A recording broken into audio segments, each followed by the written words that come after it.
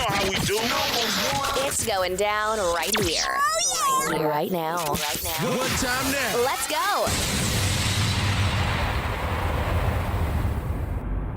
You are watching Four Guys Quarters. This is Spartan 17, and you're watching Four Guys with Quarters. Pay attention and finish the fight. Chief out. Well, what is going on, everybody? In the chat. Because I'm going to introduce the panel now. We have a very special guest. And he is from Windows Central. You may know him as Jez, aka Jez Cordon. What's going on, man? Hey, thanks for having me. Yeah, man, just, winding up the work day. Want to talk some games. Thanks very much for having me. It's, maybe been a long time coming, man. Absolutely. But, I think our schedules conflicted, like, for a long time when you're between UK and German time.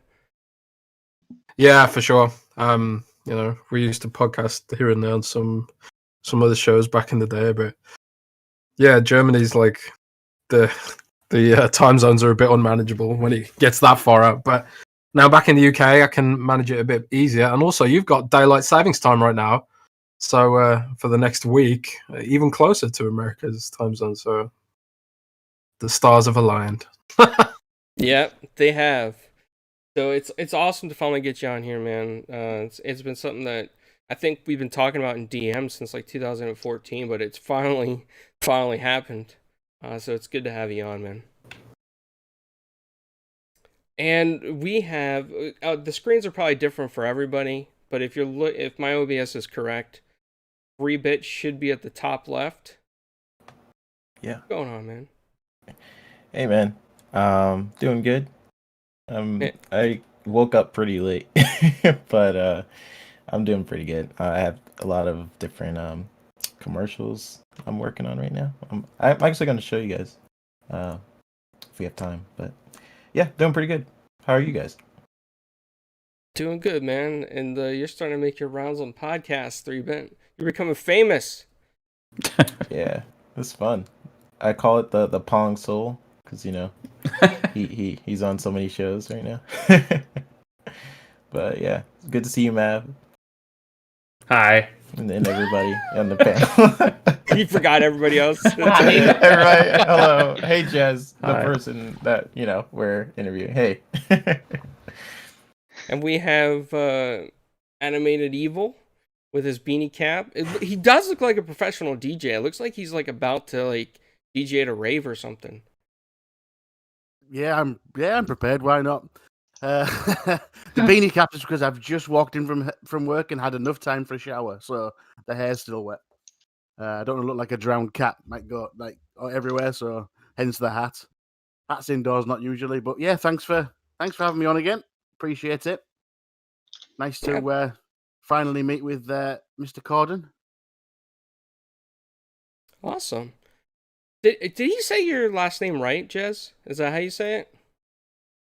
Yeah, Corden, Corden. As in James Corden, who apparently I am distantly related to somehow. Oh, nice.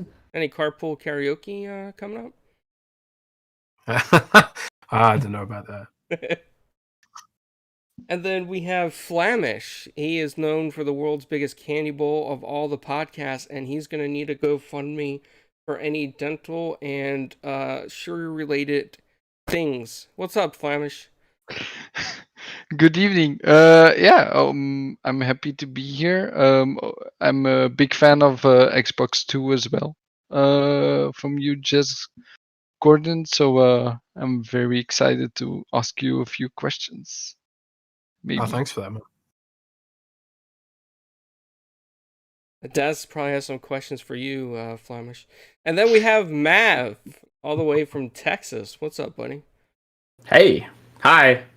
This is fun. You can see everybody turned out for Jez Corden. We all wanted to say hello and pick his brain a little bit. I think we're all going to try and see if we can't get him to squeal about some insider information. We'll see. I don't think he's going to let anything loose, but I'm excited to be able to have everybody here and talk about a bunch of other stuff too besides gaming, some other fun stuff. Yeah, we do have some crazy topics that I found on the internet, so it'll be fun. And we have Mama. What's going on? Hello. It's a pleasure to be here again. I love this show. It's great. And Jez is here as well today, so it's going to make it even more fun. Yeah, And I'm looking forward to it. you know, on my screen in OBS, and I think this might be a Discord thing, but it put all the British people together, like in one straight line. You got Medieval. It's just meant to Mama. be, isn't it? Like, that's how it should be. You know, just on mine, it's like we're like parallel like that. One line.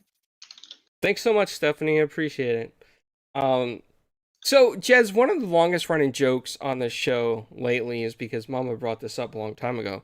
But we found out that the UK has a store called Poundland. And now all us Americans are excited to find out what's in that store. Is that a real store? Yeah, there's also Pound World as well, if you want to get technical. What? What? Yeah. And Pound Stretcher. Poundland, It's a Pound thing. Stretcher, Poundland, Pound World. Yeah. Don't you have those in America? Like, where no. everything is like $1? We have Dollar Tree, but it doesn't sound as good. Yeah, there's 99-cent only store. There's Dollar General, Dollar Tree, and those Family things. Dollar. Is that the Family Dollar? I think is Poundland? I think there's like, I don't know. There's like 4 pound shops in my town. So Yes, same here. yeah, you can explore the world of pounding all across my town if you if it takes your fancy. Yeah. You know, I wrote to them asking if we can get a sponsorship, and they would fly us out to the UK so we can actually visit their store, and they never responded to me. Tell them we will record from inside of Poundland. Record an episode. Poundland podcast. Wow. So, I mean, Jez, some big Xbox news and rumors are dropping. I mean, the last 2 days, one was Xbox Live being renamed to Xbox Network, which I think we all kind of saw coming. Because it's everywhere now, Xbox, you know? It's like a big ecosystem. And then... That's not actually true. You don't think so? I can explain in a bit. Okay. Hold on. One question, Klaus. Can you drag in PK? Oh, yeah. No problem. Oh yeah, All right, I see him in the other channel. And PK is joining us, the #1 entertainer from all the land. I said his intro for him. And then we also have the thing that Microsoft is rumored to be in talks to buy Discord for $10 billion. That's pretty big news. Huge. Is that Huge past news. the rumor stage at this point, Jez, or it's still a rumor? I think it's probably past the rumor stage at this point. Wow. So, Jez, I want to go into those topics real quick with you. What's your thought on Xbox Network versus Xbox Live? I think it's really crucial when you look at, because like when this news broke, I saw like loads of articles went up. There was like Xbox is rebranded Xbox Live to Xbox Network. It hasn't. What this is a debranding. You know, maybe you can call it semantics or something like that. But back in the 360 era, having a live console, a live sort of service, was a marketable thing. But now it's a sort of given. Every console is live. Every console is networked. Every console is cloud-based. Everything's the cloud. It's all just Xbox now. And I think it's really crucial to note that when they refer to Xbox Network or the Xbox Network, it's a little N. Not a big N, it's a little N. It's not like PlayStation Network, which has a capital N. That's a brand. That's something they market. They're not going to market anything against the phrase Xbox Network. It's not called Xbox Network. It's just what they're doing is they're referring to it now as a component of Xbox. The brand is just Xbox. There's no need to have this branding Xbox Live anymore because it's all just Xbox. Like if you create this sort of, I think in Microsoft's mind is if you create this sort of a separation between what Xbox is and Xbox Live is, if you create this separation in terms of branding, then I think there's like an assumption that some things cost money. Like, for example, recently it was this whole thing that PlayStation Network, capital N, is required subscription, PlayStation Plus or whatever, to get the cloud saves. Now on Xbox, we don't have to pay for cloud saves. It's sort of just part of the package, you know. So are cloud saves part of Xbox Live Gold, or are they just part of Xbox? So what this is sort of like Microsoft further scaling back on Xbox Live as a sort of entity, a marketable entity, and just calling it for what it is. It's the Xbox Network, little n, just the same way you've got Xbox CPU, Xbox controller. They're not brands. They're not going to market them. You're not going to see like Xbox Network Gold subscription cards. You're not going to see them have adverts that talk about Xbox Network, capital N. It's just Xbox's network. So this is more like a debranding. And I think it further lends credibility to the idea that one day Xbox Live Gold will go away completely and there will only be Game Pass.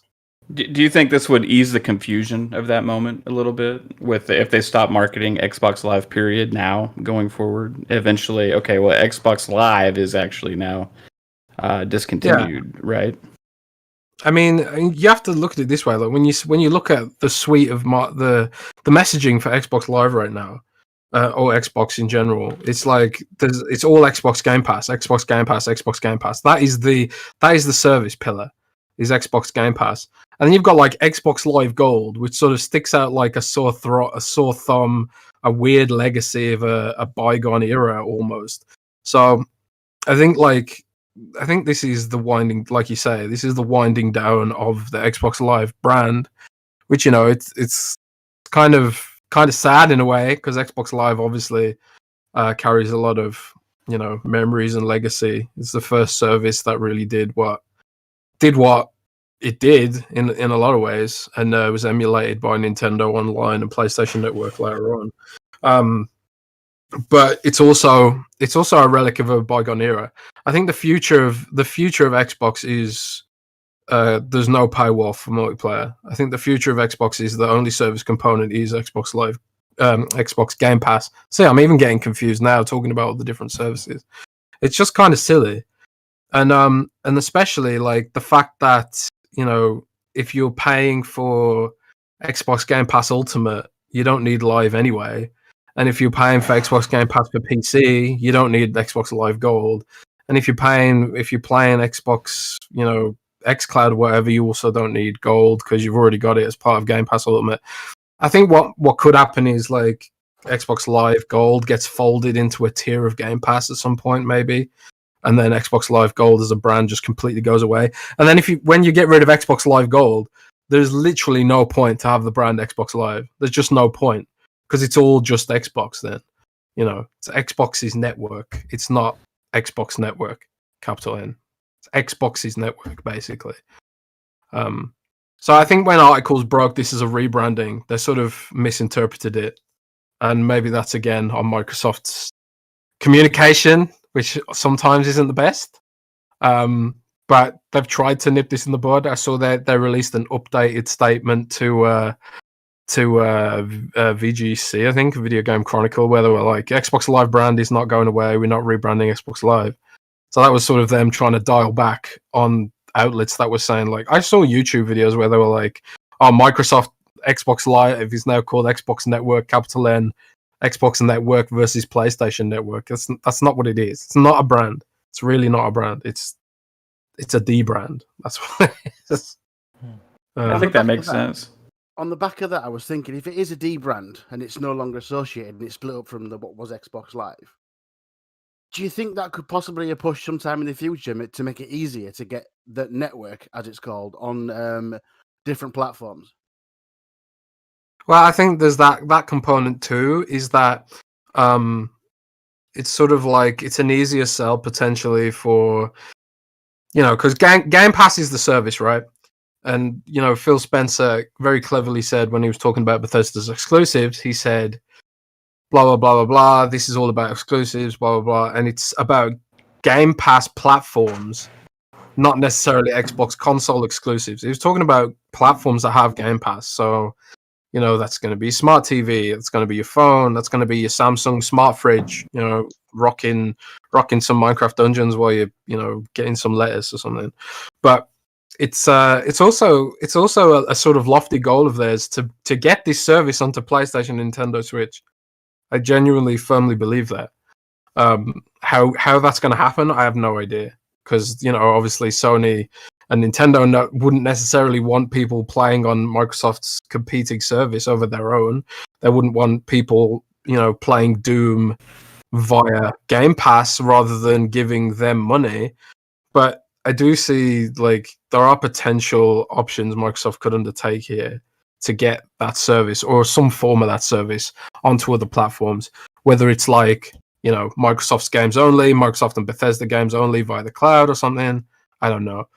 But I think, like, stripping back on Xbox Live as a sort of a thing that they push does streamline the messaging there a bit. That the service is Game Pass and the hardware is just Xbox. And then Xbox has a network attached to it. It's not a branded network. It's just a network. It's just all Xbox. The brand is just Xbox, really. So you think this is... Oh, okay. No, go ahead. 3-bit. I was just going to say, so you're thinking that Microsoft is doing this as sort of a jumping point to where they want to go with, I guess, their brand in the future, where Xbox Live does not exist, where everything seems to be culminated underneath Game Pass, is what you're thinking?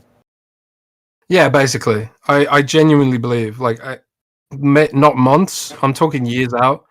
I think there's a point where Game Pass hits so many subscribers that Xbox Live Gold just, you know, gets replaced in revenue. Right now, it's a huge driver of revenue, so it's not going to go away anytime soon. But, like, when Game Pass gets taken up in new markets where, you know, consoles aren't selling, Eastern Europe, Asia, you know, Africa potentially, South America, you know, places like that, where, like, outside of Microsoft's American, UK core markets, those users aren't necessarily going to buy consoles, but they will be paying Microsoft money, which sort of defeats the point of having Xbox Live Gold at that point. There'll be more people accessing Xbox multiplayer without Xbox Live Gold than there will be people with Xbox Live Gold. You know, I'm actually intrigued to know the split of that. It might have already happened. If you look at, like, Game Pass for PC and Sea of Thieves and Forza and games like that, and especially on Steam, they all have crossplay. They're all accessing Xbox Live multiplayer, but none of them are paying for Xbox Live Gold. So it could be the case already that most people on Xbox Live aren't even paying for Xbox Live Gold right now. So, you know, it's redundant. It's a sore thumb, and I think it's going away. It's just a matter of when. And I think could be years, 2022, 2023, but I think it's inevitable at this point. And getting rid of that branding off the console is a step towards that end goal. The interesting thing here is with the rumors of Discord also, because Discord is a free service. There's no paywall. I mean, there is for some enhanced features, right, with Discord Nitro, but like if Xbox was to go and actually get Discord, which arguably in a lot of ways has a lot more features than actually Xbox Live does, to have something like Xbox Live and then you bring in Discord, just wouldn't make sense. So I think it fits better with the potential of something like that as well. Man, I've had Xbox Live Gold for so long, I can't even remember if you need Gold to party chat. You do, right? You used to. I don't know if it's still that way or not, but I think so. Yeah, I know you used to. It's just weird. It's like you don't need it. You don't need it to some point, chat. You did. You don't need it to chat. You used to. It used to be where you could have one-on-one private chat without it, but then to do party chat, you had to have Gold. Yeah. That used to be the rule, but I think at some point they may have realized it's too archaic to do that when PlayStation Network had it incled with the. Well, that sort of undoes that confusion too. Like, even now, I don't know if you need Gold for party chat. PlayStation Network's chat is different. It's only peer-to-peer. It's not the same thing. But yeah, they did get rid of that because Cali Rex don't even own an Xbox, and he was able to join party chat from his PC. Yeah, PC it's free for sure, right? Yeah, but that's there's the a lot of disconnect features that are here. free on PC that we've had to pay for a long time. But I mean, joining an Xbox party chat though, like there's no breakdown there. So right. I think that's like I problematic. said, maybe there used to be. The There used to discussion be here for is sure. exactly the discussion we're having right now is literally the reason why they want to get rid of it. Yeah. Because when it comes to PC gamers and stuff, they don't know, like what. They know there's a service called Xbox Live. They don't know what it is. They don't know what it does. Like when like you install the UWP game from the Xbox Game Pass app on PC, it pops up with, "Do you want to sign into Xbox Live?" What the hell does that mean? What does that mean in 2021? Really, it doesn't really mean anything. It just means So, sign into your profile, kind of like you do on Steam when you launch a game. Yeah. You still got to be attached to, your Steam cloud. Or Yeah, whatever. but like, like rhetorically, what does that mean? Like for a PC gamer, it's kind of like Xbox Live Gold is associated with a paywall. Xbox Live is associated with a paywall for a lot of people because that's the the brand it has is that it has a paywall. So if you start undoing that brand, you're just saying, well, I'm signing into Xbox. That's the service is Xbox really. But yeah, because I guess before what it meant was, hey, you have Xbox Live. It comes with what Mav was saying, like party chat features. You can actually play games online. But now, since PC is very much integrated with everything, PC, you don't pay for online. I mean, you pay your whoever your internet provider is, but you're not paying to go online. So now that they have paired PC with console, very much so, like even more and more over time, I guess that's probably where the discussions happen, right? Probably to start debranding, as Jez says, of what Xbox is and where it is going in the future, which is really interesting. I wonder what the board room was like, because Xbox Live, just the name Xbox Live is pretty synonymous with a lot of people. So I'm wondering what the conversations might have been like in order to get to that decision of where they're going in the future, because Game Pass is their future for sure. And yeah, I guess Xbox Live, you don't really need it anymore. I'm not even sure if I'm paying for Xbox Live right now. As we were talking about, like, yeah, Game Pass Ultimate. So I mean, I don't have. It's Game Pass, included in your okay. membership if you have It's Game Pass basically Ultimate. you can see Game Pass is $10, and then you have the $5, which is the Xbox Live that you're paying for with the PC Game Pass that you can play on the phone with xCloud as well. So that's why you're paying the $5 for. So it is included. But, yeah. So I have a question for you, Jez. Do you think that Microsoft, if they do acquire Discord and everything goes through okay, and there's no challenges and they get it, do you think they'll actually incorporate it into consoles? I think if Microsoft gets Discord, they'll replace the entire Xbox Live stack with Discord's technology. It's just better. I mean, let's be honest.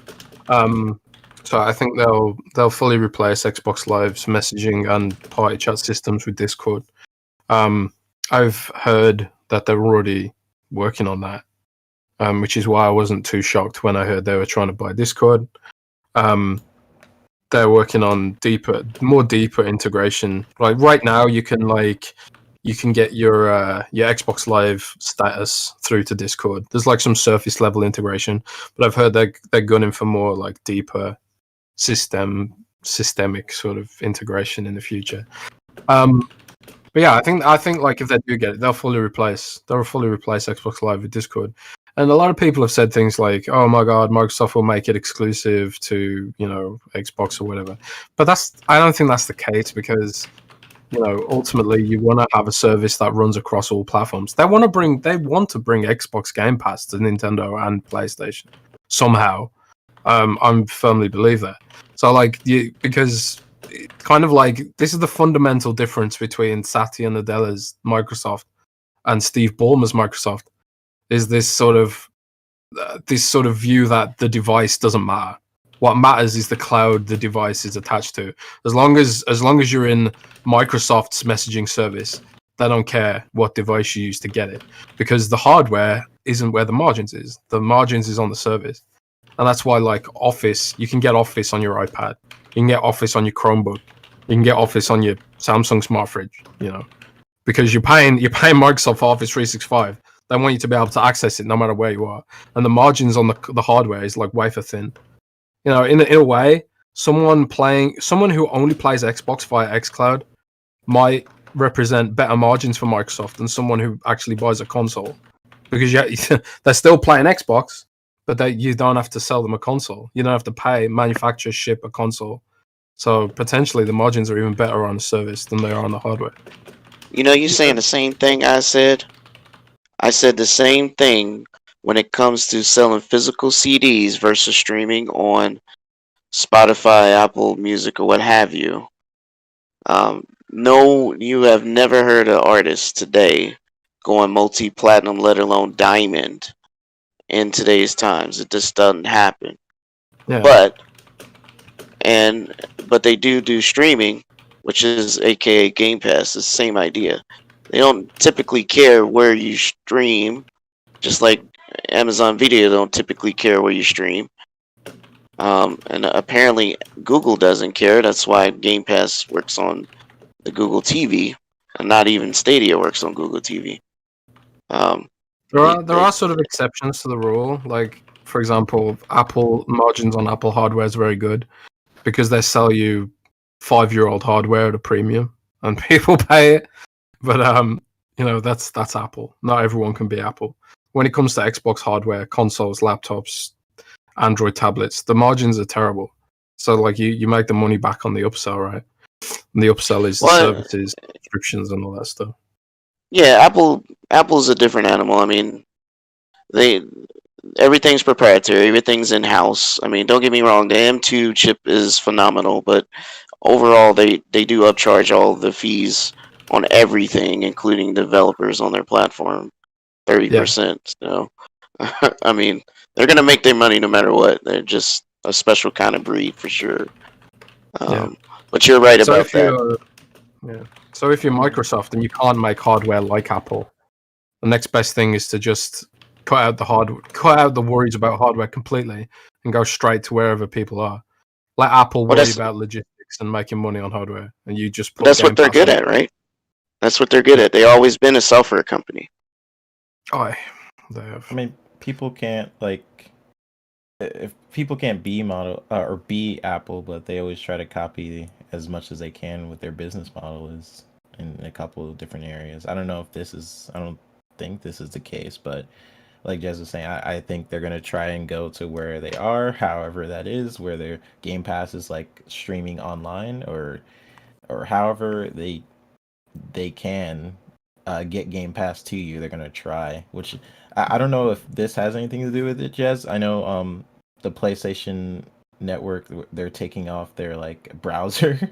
Like I don't know if that's correlated, or why do you think they I know you're mostly centering around. They removed their browser?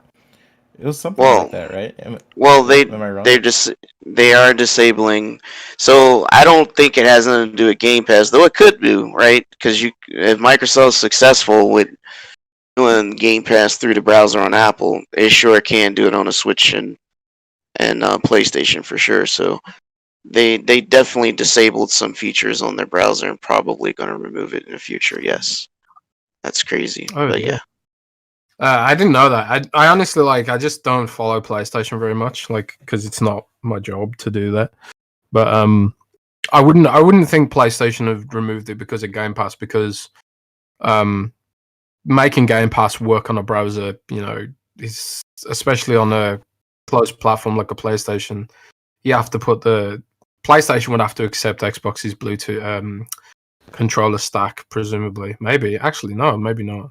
Because you can't play Game Pass and PlayStation control. They can definitely disable some features in the browser so it won't work, but for sure it's.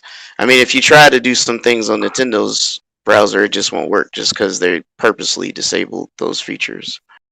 So, I don't think it has anything with Game Pass though. At least I don't think. I think it's probably just because nobody really uses browser on the console. I mean, when's the last time you browse for anything on your console, really?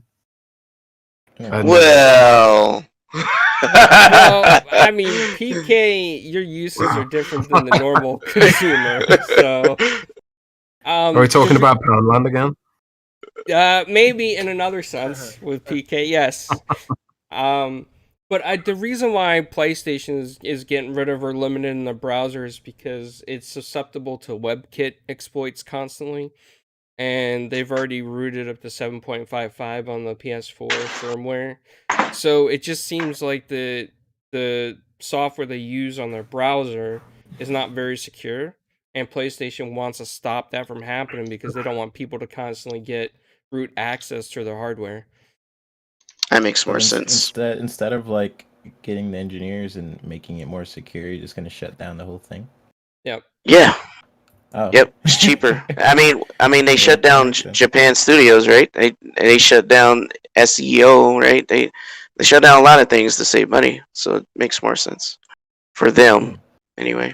I don't know if you guys know this, but the Nintendo Switch has a hidden browser as well that they blocked off access to just because of similar reasons initially. If you have a rooted Switch, you can access the browser.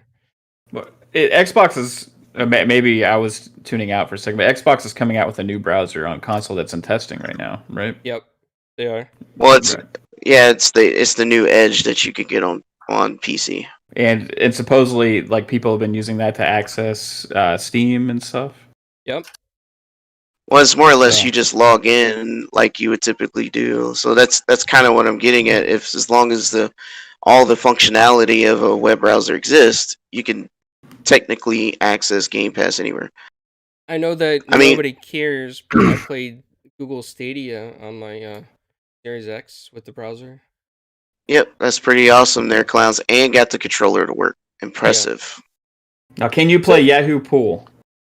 No. Yeah. Can you? I don't know. I would love if you could play Yahoo Pool on your Series X. That'd be great, wouldn't it? You know, but this is a perfect question for Jez right here. He might have some insight into this. Jez, have you been able to beta test Game Pass through a browser on the Series X yet? No, not on the Series X anyway. Technically, I guess I've done it through PC because the test app, I think, is just a web wrapper. But I suppose I could deploy that app to console in dev mode or something. Yeah, I'm curious. I bet it'll run fantastic. I'll look into it. I know they are trying to get xCloud onto your console. Like one reason being you can play it before it's finished installing, for example. Also, there's a future where games won't be released on Xbox One anymore. They can turn all those Xbox Ones into streaming consoles as well. Good point. So that's another reason they want to look into doing it. I wouldn't be surprised if they ended up bringing it to Xbox 360 as well, because there are still a lot of people out there who play on Xbox 360, believe it or not. One of the most searched terms that we look at is best Xbox 360 games. So even now, people play 360. Millions of people do. So who knows? Maybe even like they can push an update to Xbox 360 for xCloud. I don't know, but that's the benefit of Microsoft's approach, like having this sort of pervasive cross-platform, system. And it's like people have said, it's they're a software company at the end of the day, and that's what I think will be lead with that. And that's why I agree with your assessment. So, just looking at the numbers, I mean, Discord has 140 million active users every month. I mean, that's huge reach, right? That's reach that they could use to try and get those people in the Xbox ecosystem. I mean, Twitter is like almost 200 million active users a month. So think about that.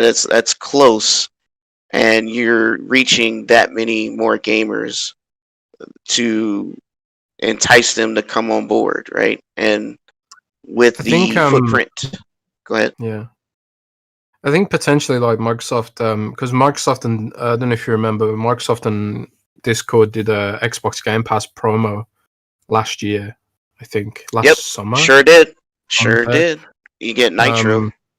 You get Nitro, and I think like there was like a 3-month. If you had Nitro on Discord, you got 3 months of Xbox Game Pass or something like that. I can't remember, but they did that whole cross promotion thing. And when I remember for a while, when you go to like, I think they've removed the tab now, but for a little while there was like a section on Discord where there was like, man, have they removed it? Before, when you opened Discord, it like opened out to an Explore tab. Oh, if they moved it here now? Oh, because Discord were trying to do their own Game Pass thing for a while, if you remember. I think they've cancelled that now.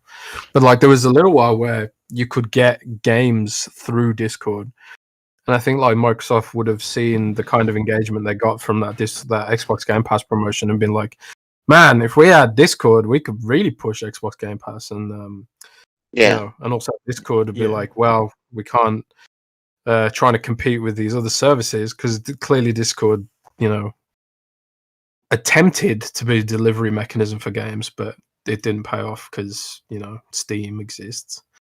Having Discord, whoever gets Discord, whether it's Amazon or Xbox or whoever, they're going to use it to push a gaming service. They're going to use it to push they're going to use it to push a gaming service or a storefront because I mean that's what you do, right? You'll be able to, like, whether it's Amazon, they'll open up like an Amazon page with like Amazon Luna, or like literally just a special dedicated Amazon shop, and then like Twitch streamers and all that sort of stuff. Amazon would love Discord, you know. And then you got Xbox, obviously they can push Game Pass through the store, because that is one big area of weakness right now, is that Microsoft has no like sort of consumer sort of outlet really. Like Amazon's got a massive advantage with Amazon.com, and they can push services right on top of that. Microsoft doesn't really have anything like that, like eyeballs that log on, like a service that everyone logs onto every day with eyeballs and looks at it. They've got like LinkedIn, but that's very specific to, you know, you're not going to see Game Pass adverts on LinkedIn, for God's sake. But it's a big missing link, and if Microsoft wants to reach those 2 billion, 3 billion gamers they always talk about, Discord would be absolutely invaluable. But moreover, it would be really damaging if they didn't get it, because like you get a competitor pushing their storefront, like Epic Games. If they got it, they'd push the Epic Store through it. And then like Tencent, one day Tencent is going to make its play in the gaming space with its services at some point. Don't know when that's going to happen, but they are working on that kind of thing too. So Tencent has the money and the cloud infrastructure, so they will probably love it as well. So There's it's also also about stopping.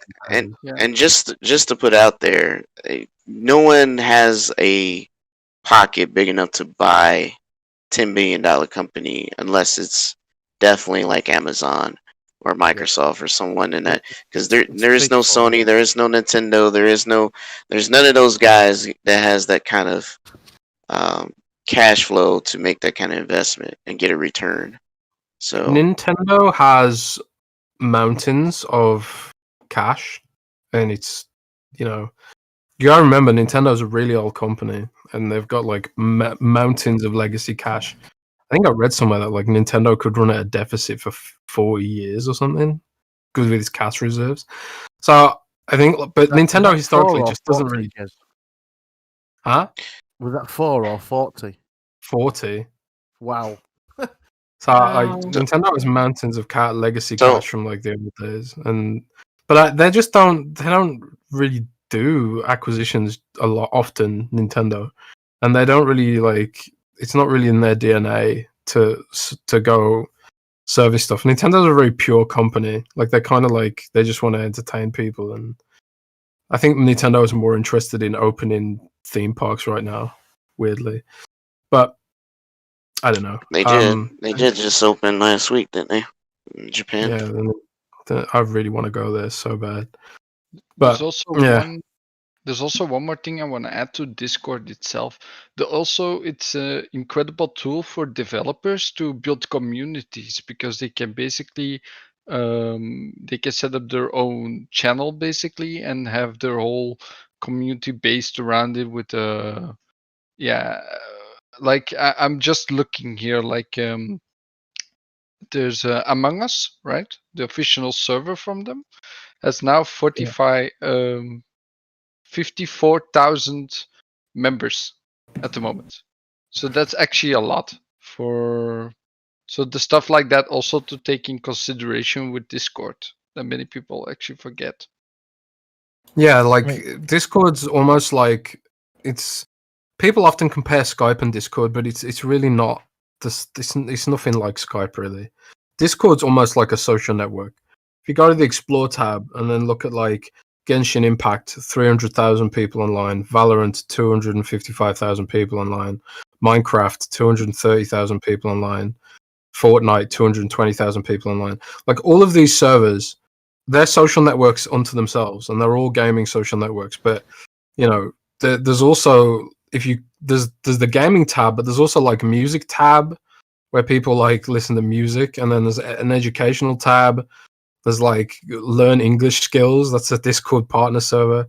Homework help, game development league, and there's a science and tech tab, like Python, learning Python programming language. Like it really does go beyond gaming, and a lot of tech press, they don't even realize that. Discord is a massive social network now. It's more than just a messaging platform, and Microsoft also. Social is a massive blind spot for Microsoft, without except for like LinkedIn, which has a very specific audience. I could see console streaming right to Discord as well, remotely, potentially. Yeah, for sure. xCloud could potentially have some kind of integration in the future, because right now I think somebody said that it's hosted on Google servers, but if they made that acquisition, they would move it over to Azure servers. Yeah. And once that's possible, then you're getting a lot of possibilities crossing between a lot of the different services at that point.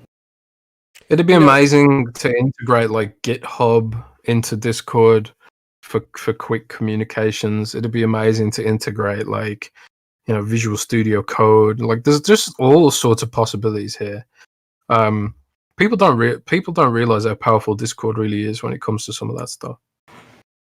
I was gonna say, Jez, do you think that this motion of wanting Discord goes back to when Ybarra was at Microsoft? Because he used to mention all the time on Twitter that I wish I had Discord on Xbox. Do you think he had anything to do with this forward motion? I mean, maybe, but like I know that Microsoft has been gunning for Discord for years. Like I know this. Like everyone wanted to buy Discord since forever, and I think Discord was just like, no startup remains independent forever. You either go public or you sell to a bigger company, and if you go in public, then that comes with a whole load of other problems with it. You then answer to shareholders. Your value and your net worth is directly tied to the company's success and stuff like that. If you're thinking like Snapchat, they went public, Twitter went public, stuff like that. And Roblox went public, which is interesting. Roblox ended up with a higher valuation than Twitter and Snapchat combined, which is hilarious. But anyway, so they were never going to stay independent forever. Like you don't make a company like this and think, oh, I'm just going to make Discord forever. I'm going to do it for the fans and the charity out of the goodness of my heart. Nah, nobody does that. The plan was always to sell.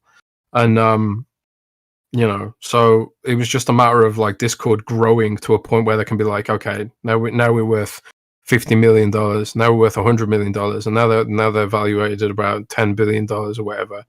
And like some people say, if like they go public, they could even go up as high as like $20 billion. Because there's a lot of people out there with spare cash at the moment from all those stimulus packages and stuff, and there's a lot of retail investment going on right now in the space, and with the whole GameStop trading memes has popularized the stock market with regular retail buyers, which could also affect a big cash out for Discord if they did go public. But it's about whether they even want to, because like I say, it's sort of like at that point, do you retire and do something else and move on, or do you still want to keep growing Discord and basically answer to shareholders? And so it just depends on what they want at the end of the day. But either way, they're not going to stay independent, I don't think. You also have to think about like Discord also has like the Nitro subscription, right? So I'm sure like when Microsoft was thinking about purchasing them, they're like, oh, we could just sort of, combine that with our services for sure. Yep. Well, I think with the idea of it being cross-platform, I think they may keep everything as is far as subscription-wise, but then add a value to Game Pass to get people to more subscribe to Game Pass, saying, well, if you get Game Pass, Nitro's included. You don't have to pay the $10 a month. You just pay $15, you get it all. Yeah. Which is a better value. You were saying 3-bit. Yeah. I mean, that... I think... Well, sorry, Colin, what were you going to say? I was going to say, I think that's, a great idea if Microsoft was to do something like that, but I think it's going to come to a point or a headway where investors are going to be like, okay, Xbox, Microsoft, you guys are adding so much services into this, and you haven't raised the price yet. Like, that's my biggest fear. If they keep adding, and it becomes so big, then the price is eventually going to have to go up, because there's already rumors now about Ubisoft Plus coming into Game Pass that I've seen on Twitter. I don't know how true that is, but the rumors are out there. And, something can only get so big before the price is going to have to go up eventually. Clowns, why would... can I, please? Yeah. Sorry, just real quick on the fun clowns. Well, what I think would be a better approach to that would be like pick your own service. So basically you have Game Pass, which is $10. Then you have the added stuff for 5, that's 15.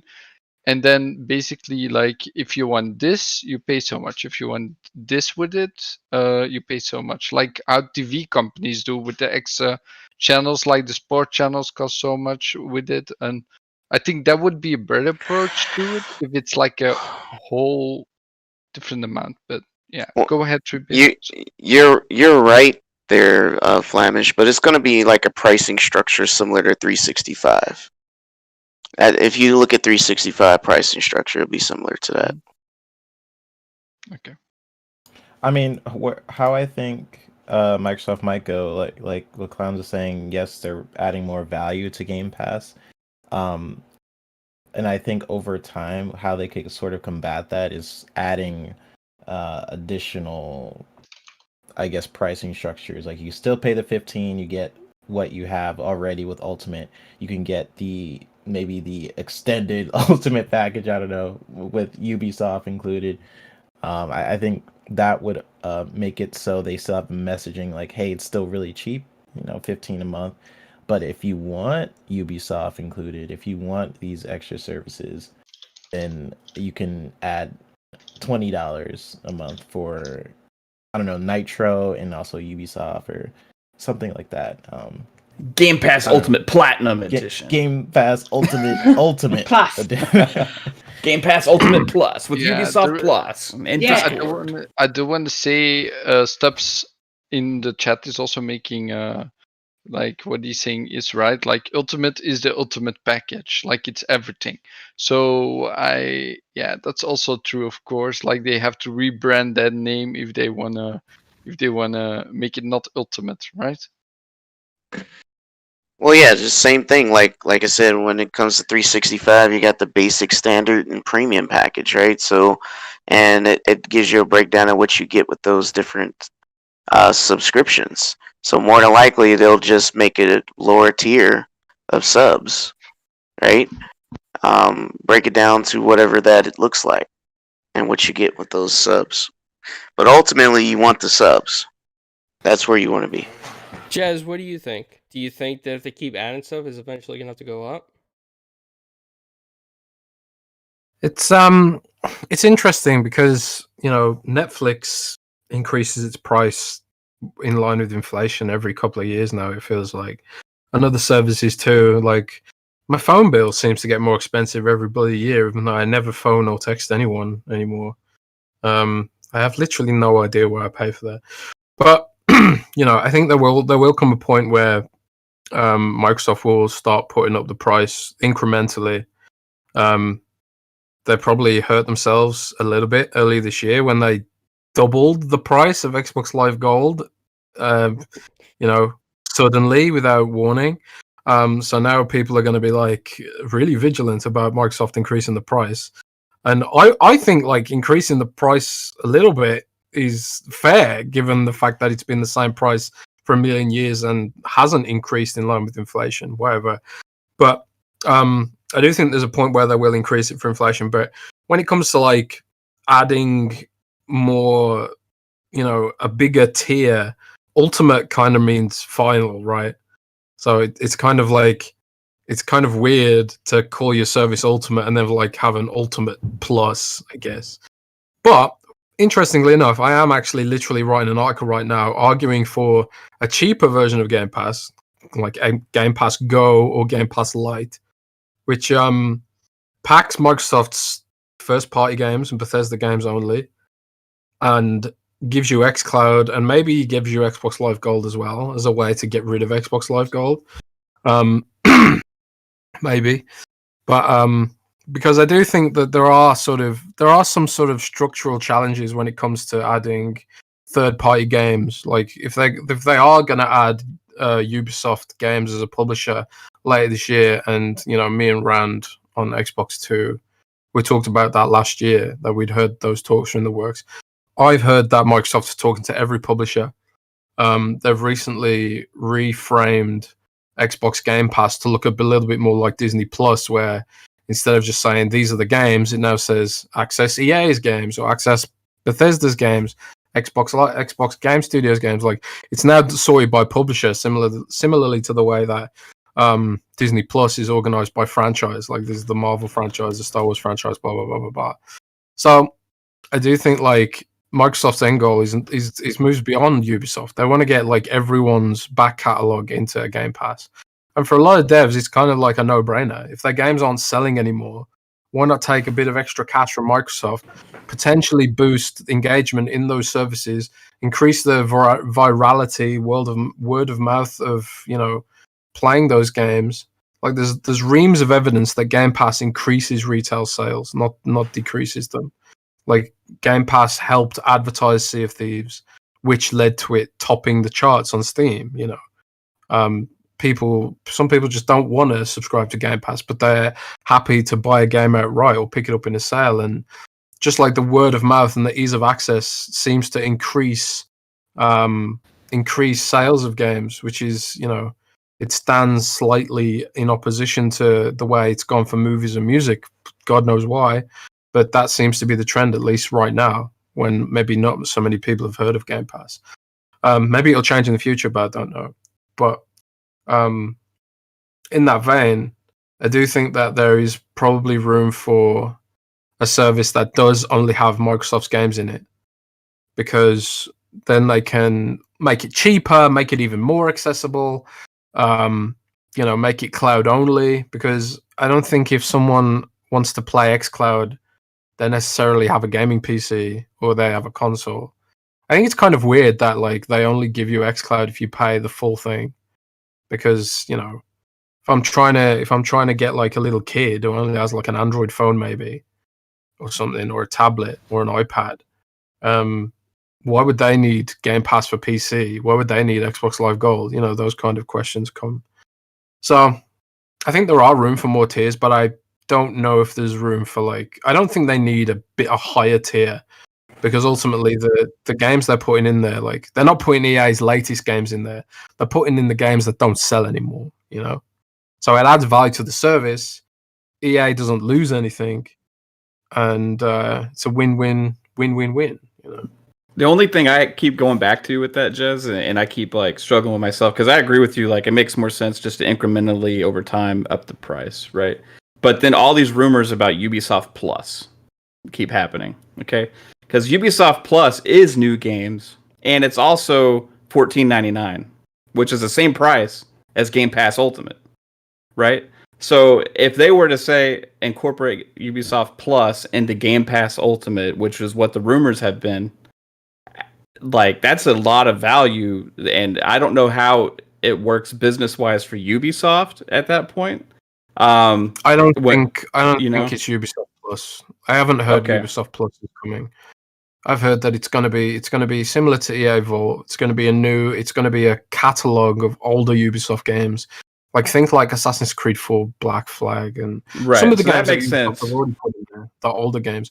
I don't think it's gonna be Ubisoft Plus, but who knows, man? Microsoft, they're in a growth mode right now, and like it's like Spotify. Spotify didn't make a profit for years because they were in a growth mode, and they were going to venture capital firms and saying like, give us money. We project we'll be profitable, massively profitable in like 5 years or whatever. And and they're in that growth phase, and Microsoft will have like done all the math, and they'll have a big chart with a big line on it that says like, okay, these are the years where we're growing, and these are the years we're going to spend big money and make it grow and grow and grow. And then like there'll come a point where they'll flip into like massive profits because because things just hit critical mass when you get like billions of people paying for the service. It vastly outstrips the amount of money that you're spending it on, because it's hard for the human brain to think in terms of billions. Like billions is not just like a little bit more than millions. It's like 1,000 million. It's an obscene amount of money. Like you can't imagine it. And when you flip from like the millions into the billions of people, it's just a huge amount of people, and it's a huge amount of money. So and the billions is apparently the goal. So I'm not saying that Microsoft's going to get billions of people in Game Pass, but it's like it's their lofty North Star, they call it. I don't know what Netflix subscriber base is now, but it's in the hundreds of millions, right? I'm pretty sure Netflix is profitable already. So, well, Netflix is actually not profitable. I don't think it is for them. Oh yeah, maybe. I know that they constantly. I mean, it makes a lot of money for sure, but I know they get a lot of different moves with. They get a lot of directors. They get a lot of movies. They make a lot of deals with a lot of different production companies, and. Yeah, I don't even know how Netflix is still running. No, they are in profit. Financials. Are they in profit? Okay. The gross profit for the quarter ending December 31st was $2.47 billion, 23.8% increase year over year. And that's incredible. Potentially Game Pass has more potential for profits, because unlike Netflix, there's no microtransactions, there's no DLC. Minecraft Dungeons, you get the base game, but you don't get the DLC.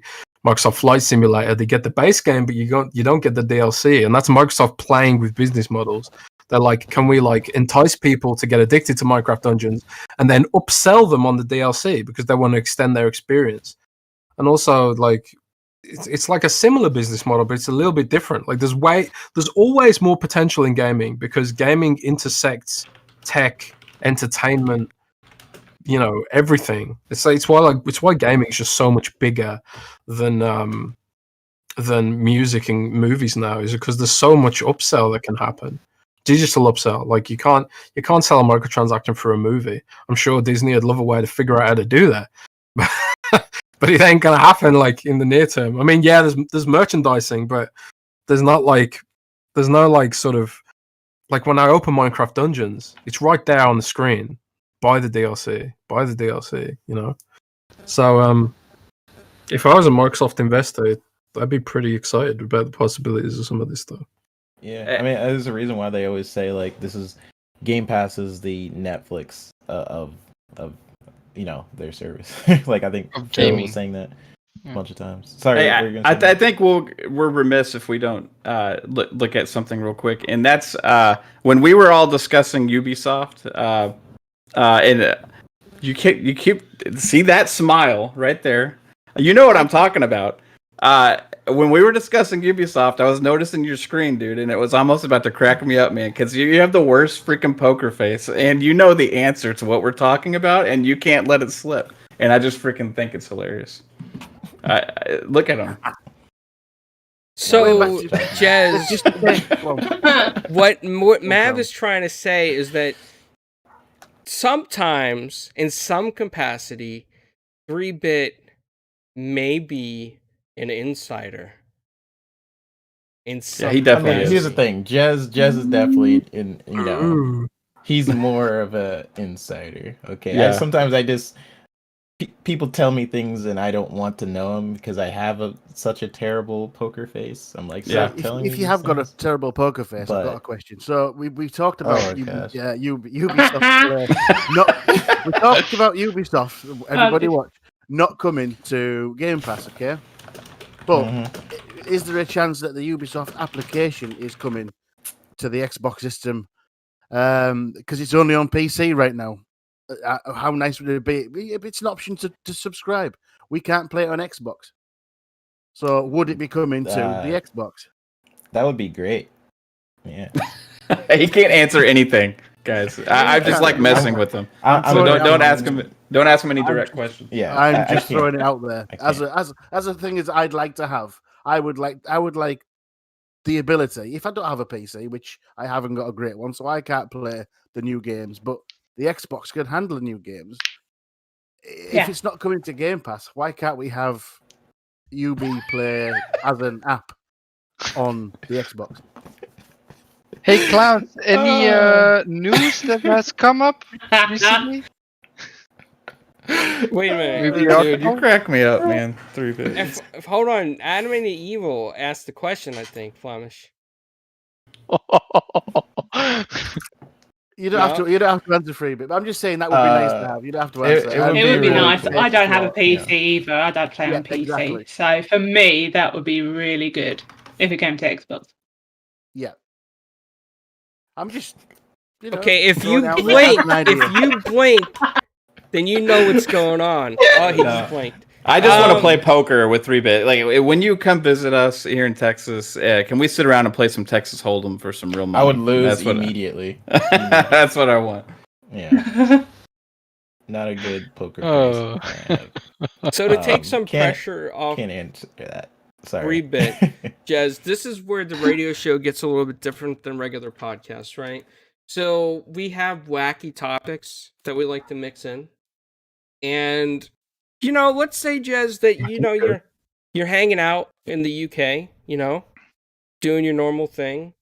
Maybe you're heading to Poundland, or you got some farmland, whatever you're doing, and lo and behold, a tank just happens to be doing a shooting range exercise, and your chickens get blown up in the exercise. And you're a chicken farmer, and you're angry. And the government's like, we don't know what to say. Sorry, your chickens are dead.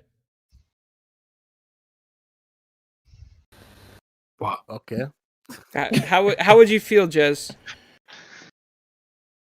Well, I would write sternly worded letter to my local MP about said tank and inquire as to why they thought it was necessary to do this. And then I'd probably tweet about it and be angry about it. And then I'd probably play some video games. Probably not World of Tanks, because I'd be annoyed by it. Well, that's exactly what happened in a town in Vivero, Italy, is that the Italian government was doing a training exercise with its military, and there's a shooting range very close to a guy who owns a chicken coop. And this guy, his living is based on that chicken coop and eggs and growing chicken. And a tank misfired and accidentally hit this guy's private residence chicken coop. And it just went boom. And the guy's a little angry. Well, more than a little angry. But the government has yet to respond with any official word on how this tank misfired into a chicken coop. Is there a video of this? Kind of want to see it. It sounds like something I would see on Top Gear. Yeah. I don't know. It's from Reuters, so it's official. Yeah, there is no video at the moment of the accident that took place. Wow. If I can find it, I'll send it your way. Dang. Man, what was that guy? There was a dude on YouTube who used to make videos with weapons and stuff. But I think he was arrested or something. FPS Oh, you're talking Russia. about Russia? Yeah, FPS. Yeah, Russia. FPS Russia. What happened to that channel? That channel was sick. I'm sure there's an episode with a tank in there or artillery or something. The dude was crazy. He used to just have all these guns and just like today we're reviewing this Gatling gun and then blow up a car or something. But then his channel just vanished. Kind of weird. Yeah, I used There's to watch even him all a the more time. weirder story. Like there's a guy that had a grudge against the whole town because he had a car shop or something, and he wanted to build a road to his car shop because it was a little bit like off the main road, and the town didn't want to do it for over a couple of years, and he basically built a tank in his own shop after he closed it because he went bankrupt of it, and he went on mayhem rampage through the whole town with this tank after 2 years. Wow. Huh. I'll search the. Sounds That's like cool. what you were gonna do today when your tire went flat on the way home.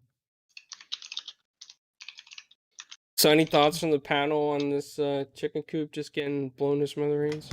I hope he checked for eggs before it happened. That's just crazy. There's no video, or how do people know about this story? Because he I'm filed a gutted that complaint. there's no video. He filed a complaint. So that with was in the complaint? Yeah, he filed a complaint, a local grievance with his Italian government over there. Wow, that's crazy. I don't know. It sounds so bizarre. I just wish someone like saw it Filmed it. or like filmed it or something. Yeah. Well, it was too graphic. I had to remove it off of YouTube. Probably. I could see them making a whole like 30-minute movie off this, like a TV 30-minute movie. TV short. Yeah, TV short. So, Jez, I know in the UK you guys have a lot of fashion, just like New York City. London, New York City. Everyone thinks of those places as fashion. So, for literally $2,900, you can buy yourself designer jewelry, according to the New Zealand Herald. Now, that jewelry is basically phone cords. That's right. Phone cords. But it's like the old whirly phone cords that used to hook to the telephones. Like they make necklaces out of them and earrings. The curly ones. Yeah, the curly ones. The curly 2,900. Sounds like a bargain. I've got 4 or 5 of them at work. Wow. Make your own. Yeah, I'm I have paying like attention to small that price. wardrobe of clothes you can imagine. I own 3 t-shirts, 3 pairs of shorts, some underwear, and that's it. Get a cup. Like 3 pairs of socks. Yeah. Get a couple of phone cords and you're good to go, Jez. You could sell this as like the Xbox 2 official designer jewelry. Yeah, maybe. So, here's a really strange one, right? I don't know if you guys had a chance to read this in the DMs that I sent. But, in a home in, I believe it was Connecticut, I want to say. Two people from Pennsylvania, a Pennsylvania couple, decided to break into a house. Well, they didn't know the babysitter was home, and the babysitter was like downstairs. So this couple that broke in the house somehow were like upstairs, taking a shower, doing other things, eating snacks. All this stuff was going on.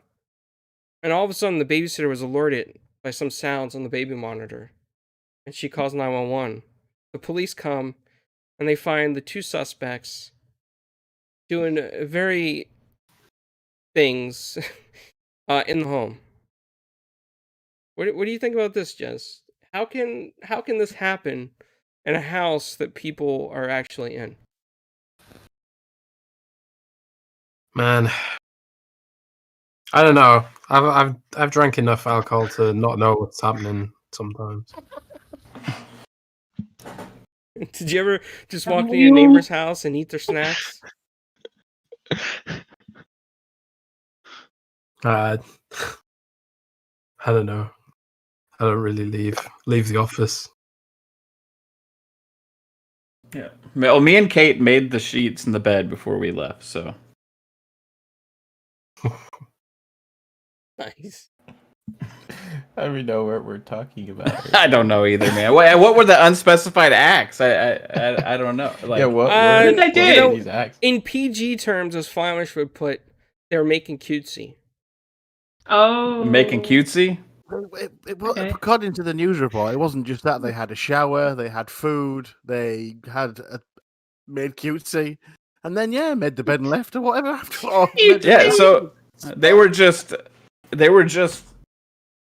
hanging out, you know. They're treating it like a hotel. So to me, it seems like they're probably looking for a good time and wanted to be in a nice house for a day. Yeah. Maybe they got excited while doing a burglary. Yeah. I don't know. Well, did they steal anything, or did they just intrude? No, they stole stuff as well, I believe. Like food, or actually? Yeah. Because they caught them there, so they technically they just didn't... ate the food. They didn't really Yeah. steal it. It's in their stomach. Right. But, Yeah, so they just lived in the house. yeah, Right? just for a moment. For a day. Like, yeah. Yeah, for they the treated day. it like a hotel. You know, maybe they thought it was a Airbnb. I think so. Maybe.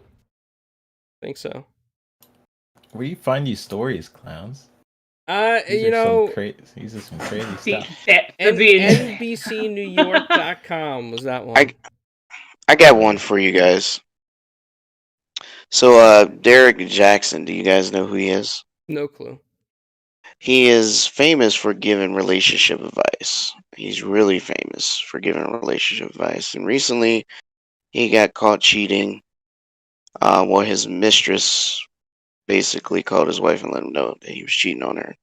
The question is it plausible to take relationship advice from someone who is committed infidelity? No. Should you take advice from someone like this, or should you stop supporting him even though you've been supporting him all these years? I think like with people, like not okay. I think with people you can still get advice from someone. Doesn't mean like in their everyday life they may not be a perfect person, but I still think you can get something out of everyone in certain ways. Like you can always learn from someone. Well, Like, yes, not he's specifically something, but specifically relationship advice, and that's what he makes his living on. Oh, and so he is giving relationship advice, and he was also Yes. the one. Oh, okay, gotcha. Yes. We have a comment in the chat. Interesting, I don't know. Daz says this is the good time for Jez to down a lot of alcohol. And Megatron post some beers in the chat. Yeah, I mean, it depends. I don't know. I think 3-Bit only wants to take advice from him if he had gotten away with it. no, it's just a hard thing. Like we don't always know who. Like let's say you go to like a therapist and you don't really question the therapist on their life, right? But you can still get something out of your therapy session with that person, and you can learn from it. But they might be doing everything that they told you not to do in this session, you know, in their everyday life. But This sounds it helps you. complicated. That it is complicated, right? But that's the point. that's how I It's think. just to get your idea, right? Yeah. I think you're right. Yeah. When it comes to a therapist, it's a different situation. This guy is this YouTuber who makes a lot of money giving relationship advice. Oh, I can't trust the YouTubers. So it's like, what if if let's say a drug addict is saying don't do drugs, right? That's still good advice. Facts. Right? It's still technically good advice. And he can say, learn from me, right? Don't do what I did. You know what I mean? So in that way, I could say, yes, I guess you could take advice in that way. But if he's just talking about everyday relationships and how to treat your woman and stuff like that, that would ring shallow for me, coming from somebody that did that. Gotcha. Yeah, I mean, You got to practice what you preach, right?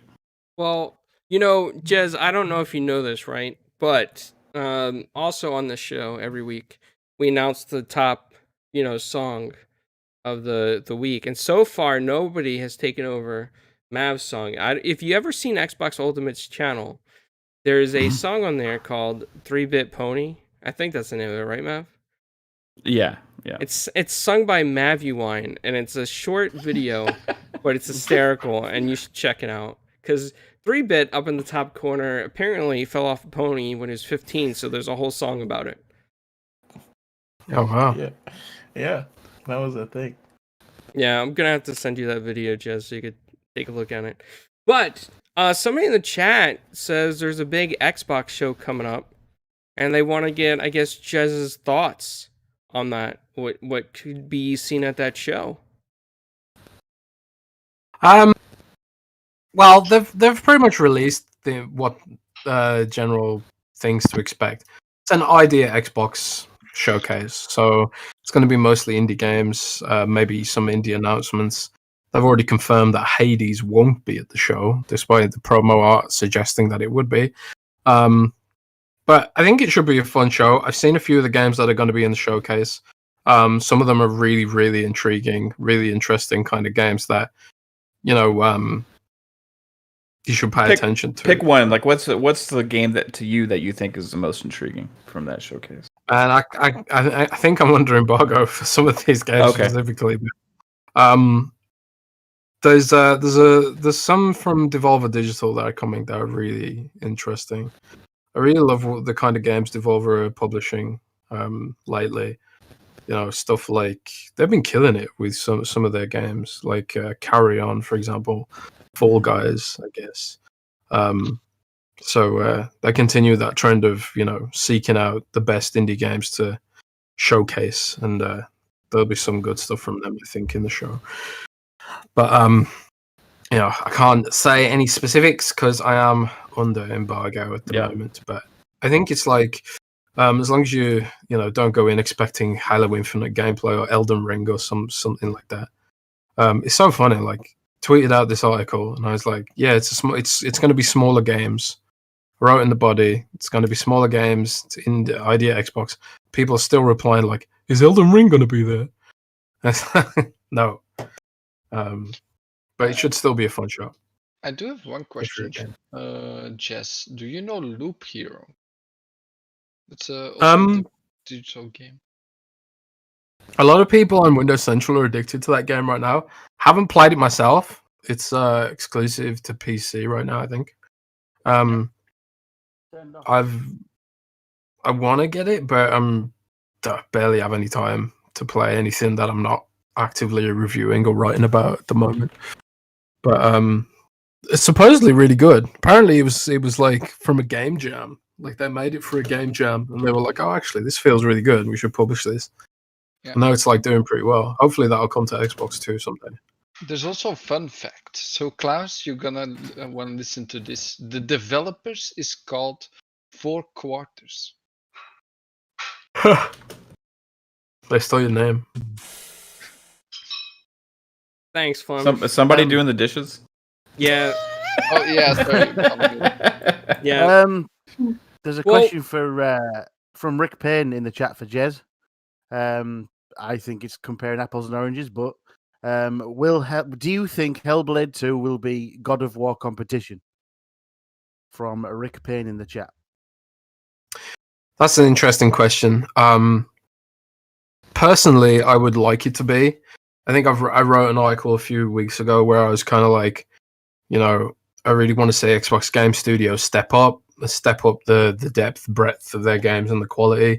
Like Hellblade 1 was a really great game as a sort of art piece, but it didn't really have any replayability. It wasn't really a game.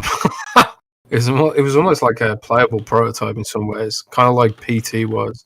It had some really cool moments and set piece and amazing digital acting and and some really cool atmospherics and stuff like that. But there wasn't a huge amount of meat in terms of gameplay. I'd really hope that Hellblade 2 does step out of that walking simulator sort of identity into something that feels more like an actual game. And given how Ninja Theory's pedigree, making like action games with good combat, I would hope that would indeed be the case. But compete with God of War, it's kind of like, that's a tall order. Like Sony, Santa Monica are sort of industry-leading studio for cinematic action games. I would say that they can compete with God of War, but it's certainly possible. And given the screenshots they've shown of the game and the quality of Senua and her design, it's just out of this world. So I've got high hopes that it can step up to that level.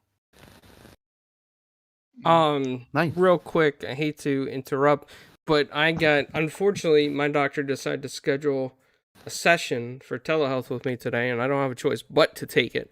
So, Mav, did you want to lead the hosting and just text me when the show's over and I could shut OBS down? Sure, man. Yeah, we can do that. We go like another 30 minutes or so. That's cool. Sounds good. All right, Jez, sorry, man. I didn't want to do this. It's not my choice, and I have to go to it. I can't tell my doctor no.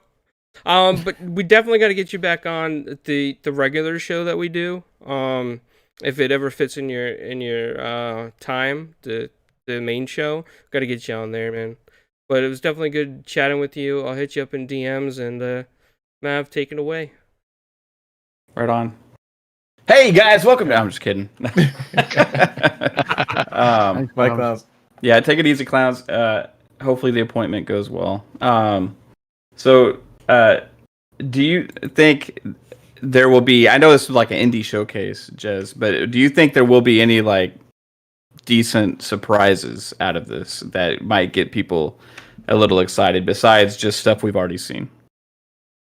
I would hope so. I think like what you got to look at what Microsoft's been doing lately when it comes to like pushing Game Pass, and like after the Bethesda thing, they were like, oh, now there's 20 more games for Game Pass, and then they were like, every day there was something new for Game Pass, Outriders for Game Pass, Game Pass.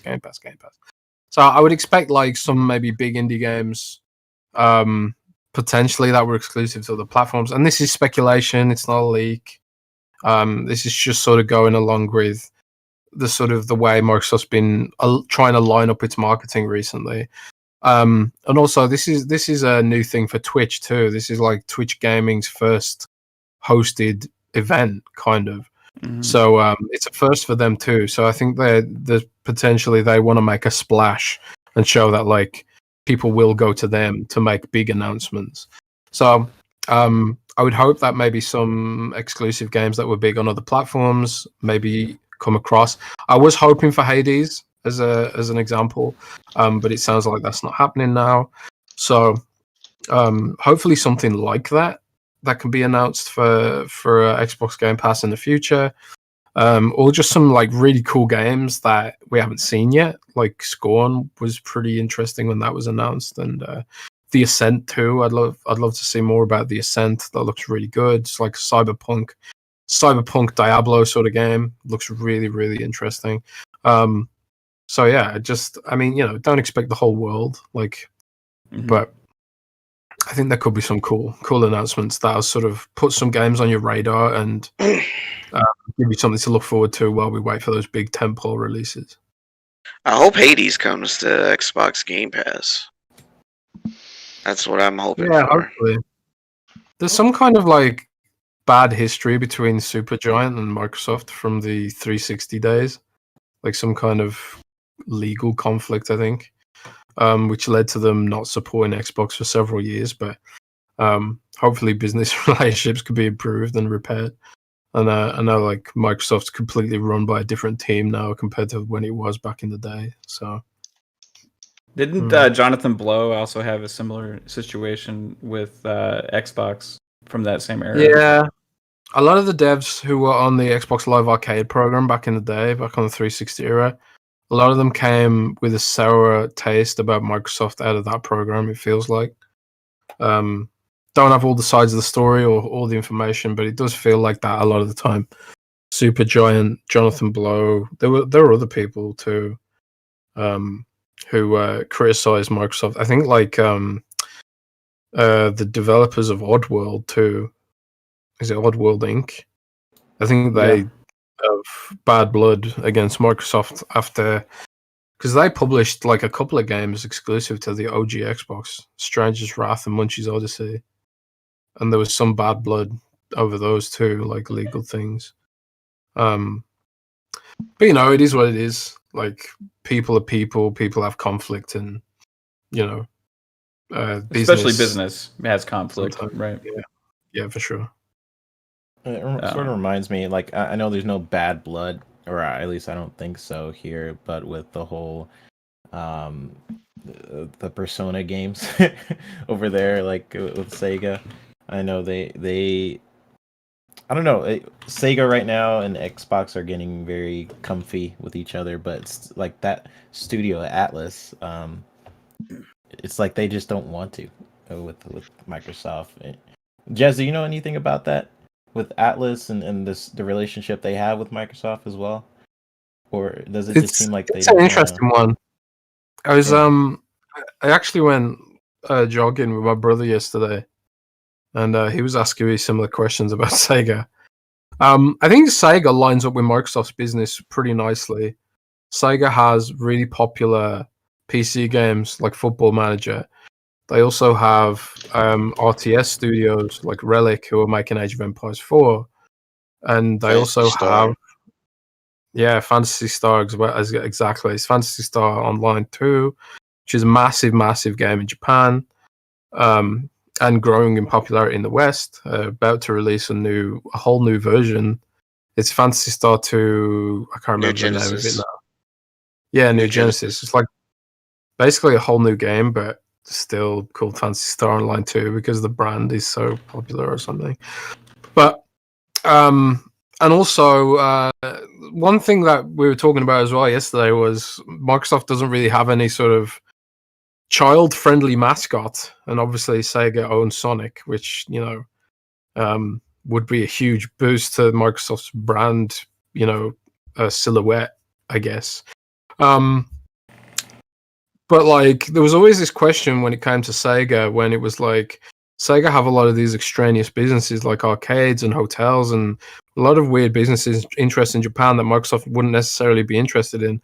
But over the past year, they've been sort of consolidating those businesses, splitting them off into separate divisions, or in the case of the arcade business, selling them all together presumably to make themselves more purchasable or align with another company's sort of vision, So I haven't heard anything specific to whether Microsoft will buy Sega at all. I haven't even heard but there's always that rumor, right? Because it just kind of makes sense. Like, there's so many things about Sega that fill gaps in Microsoft's portfolio. Sonic, Strategy Studio, because World's Edge aren't making Age of Empires by themselves. They had to bring in Relic to do it, and the sports games too. Like Football Manager is a huge game in Europe, and Microsoft has no sports games really except for like Forza Motorsport, I guess, and to some degree Forza Horizon, even though it's more of an arcade game. So Microsoft really does want to cut across the entire cross section when it comes to Game Pass. They need every genre filled. They need kids, you got Sonic. You need sports, you got Football Manager.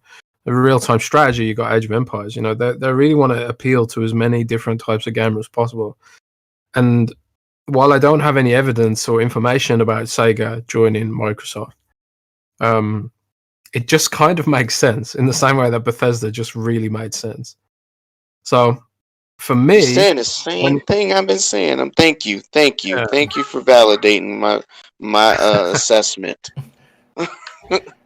Yeah, because it's just kind of like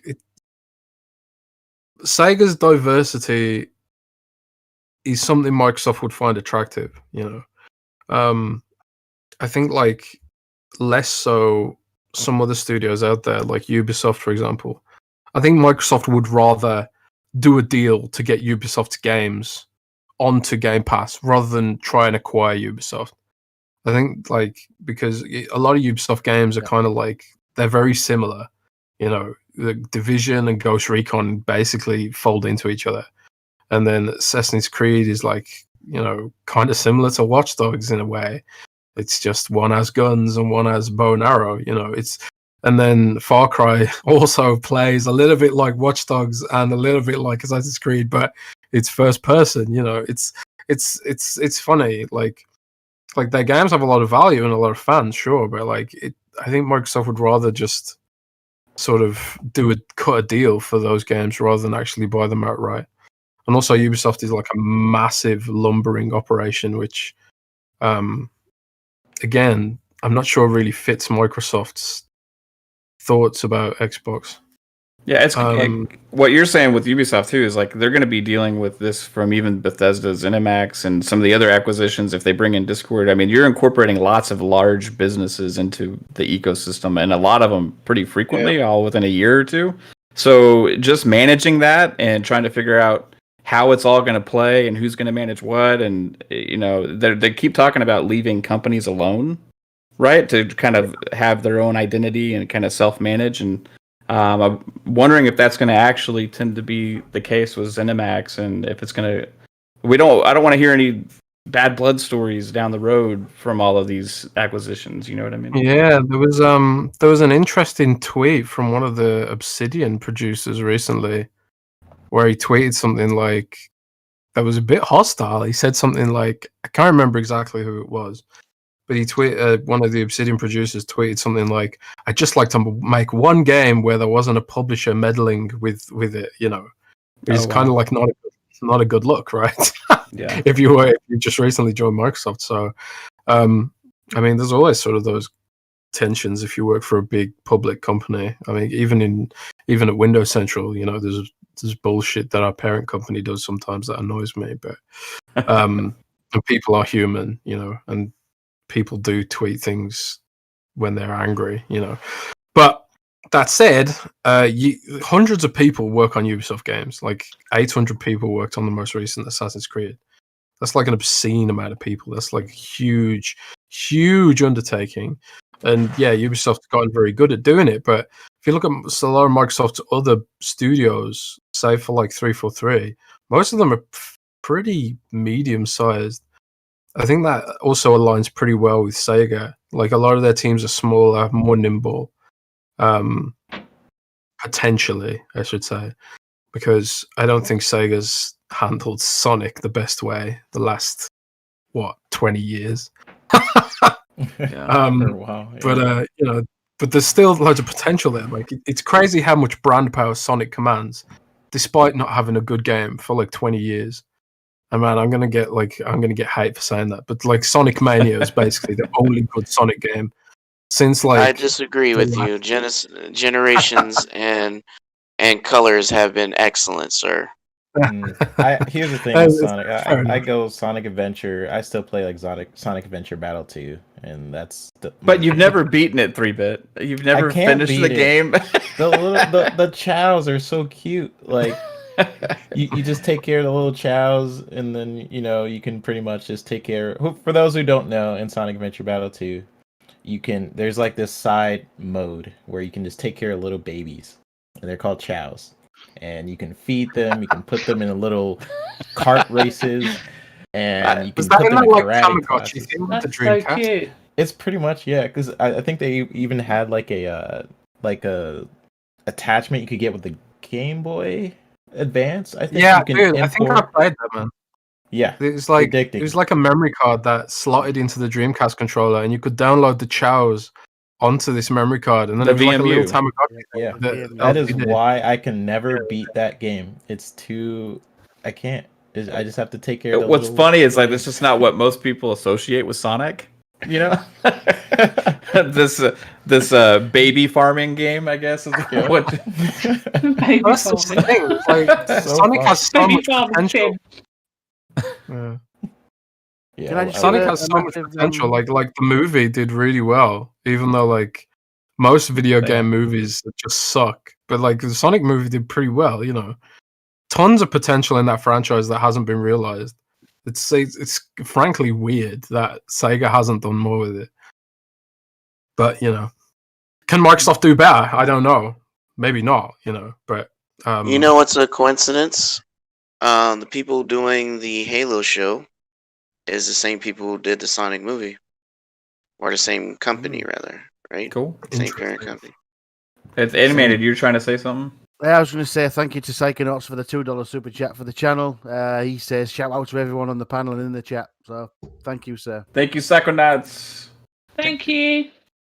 Just there was someone that has a question in the chat about a question for Jez. Unless under NDA, any idea of a confidential Ubisoft game test like Splinter Cell, Far Cry 6, or Rainbow Six Quarantine?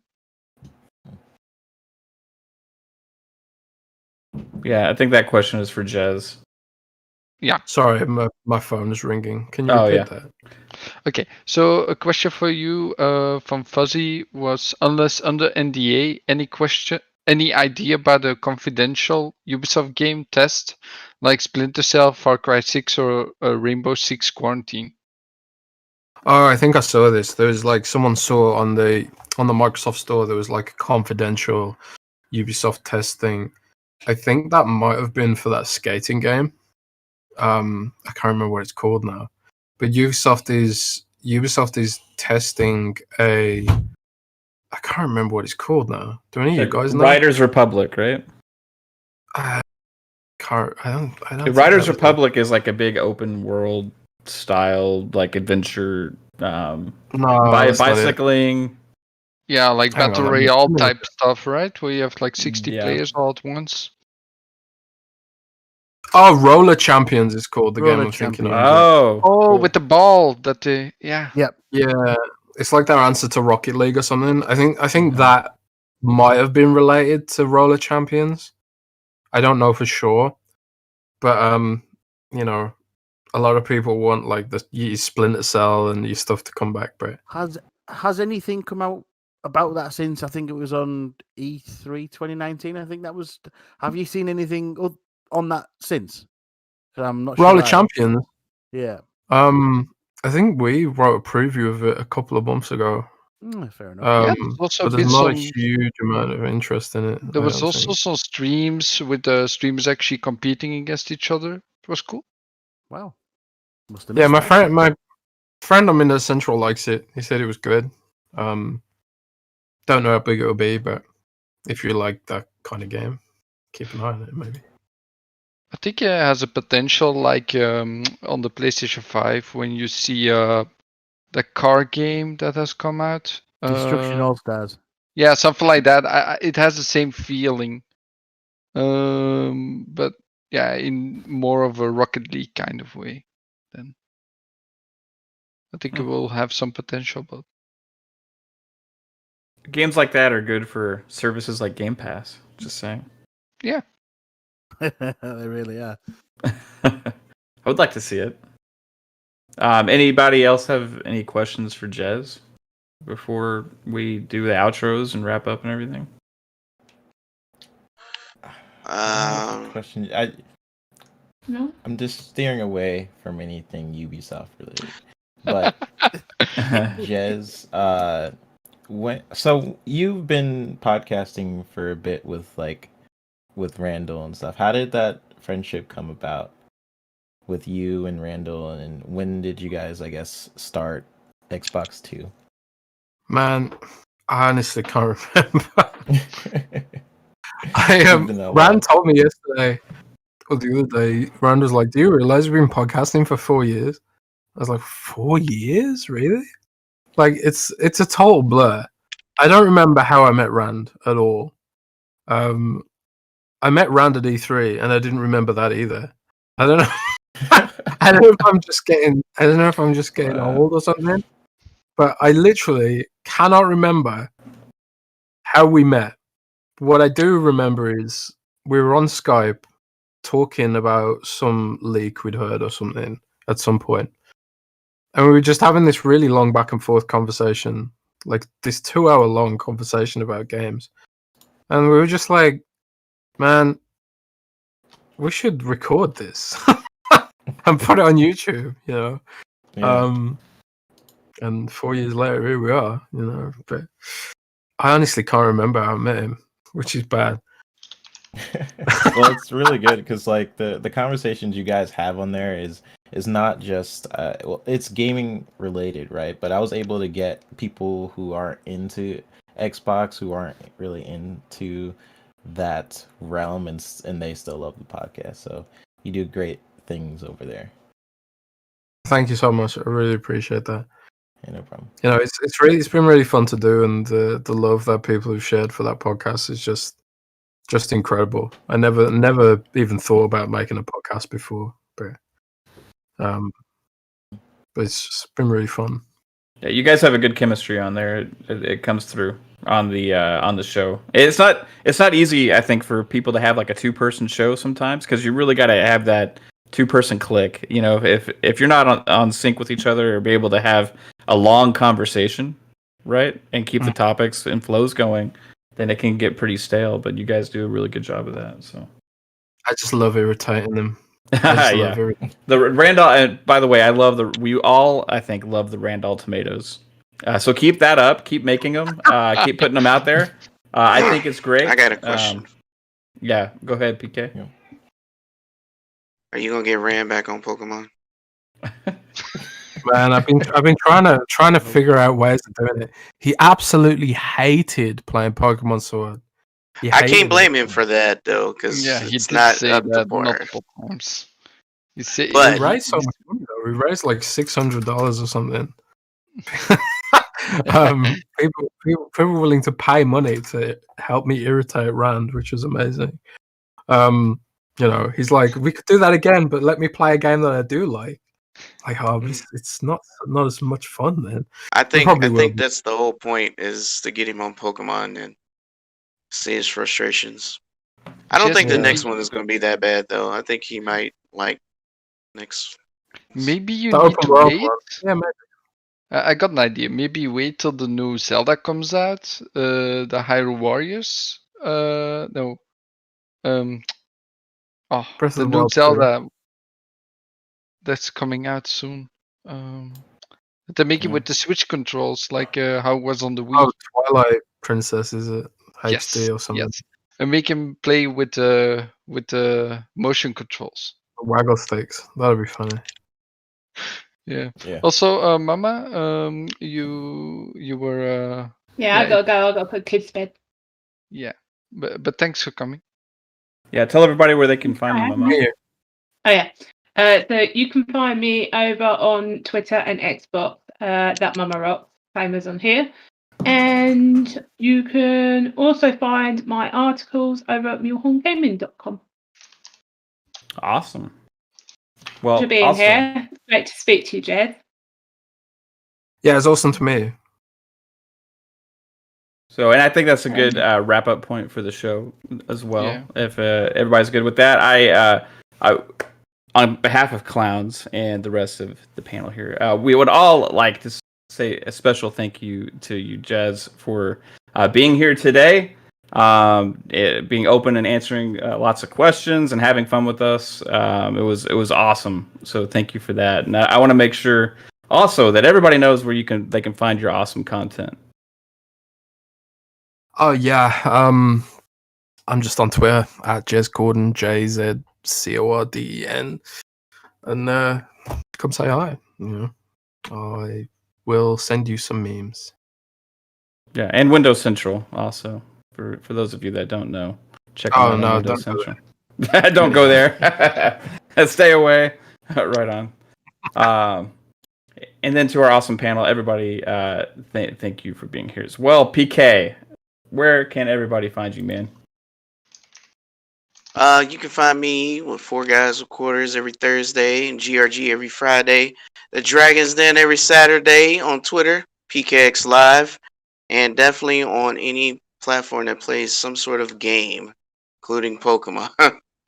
So yeah, catch me there and on my channel, PK Entertainment. I am posting new content weekly until I can get a better schedule going on. Cool, man. And Flamish? Yeah, of course, you can find me over here on 4GQ TV, 4GQ TV Radio, on my own channel, Flemish, with my show on Sunday, The Flemish Experience at 2 p.m. EST or 7 p.m. UK, together with Animated Evil here. And yeah, that's basically it.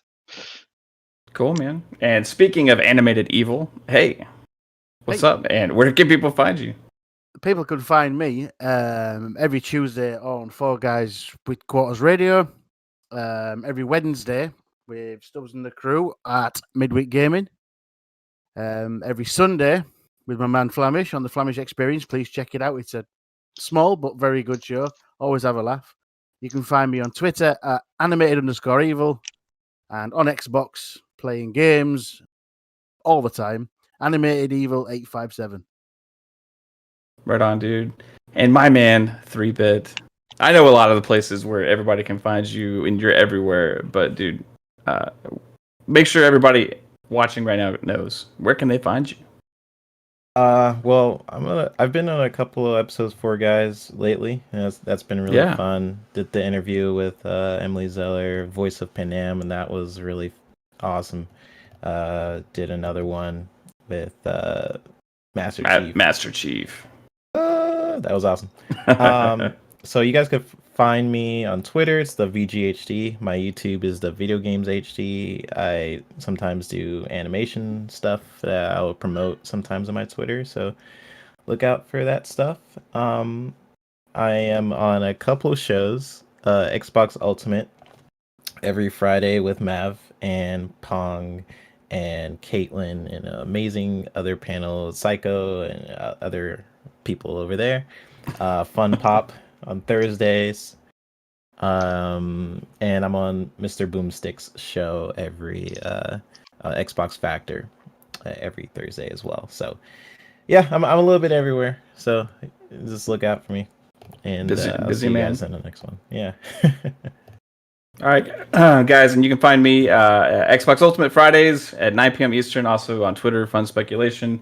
The YouTube channel is Fun Speculation, where you can find both Xbox Ultimate and also Fun Pop on Thursdays at, I think it's 9:30 Central, 10:30 Eastern. We just moved it to a late slot, so that way it won't interfere with too much.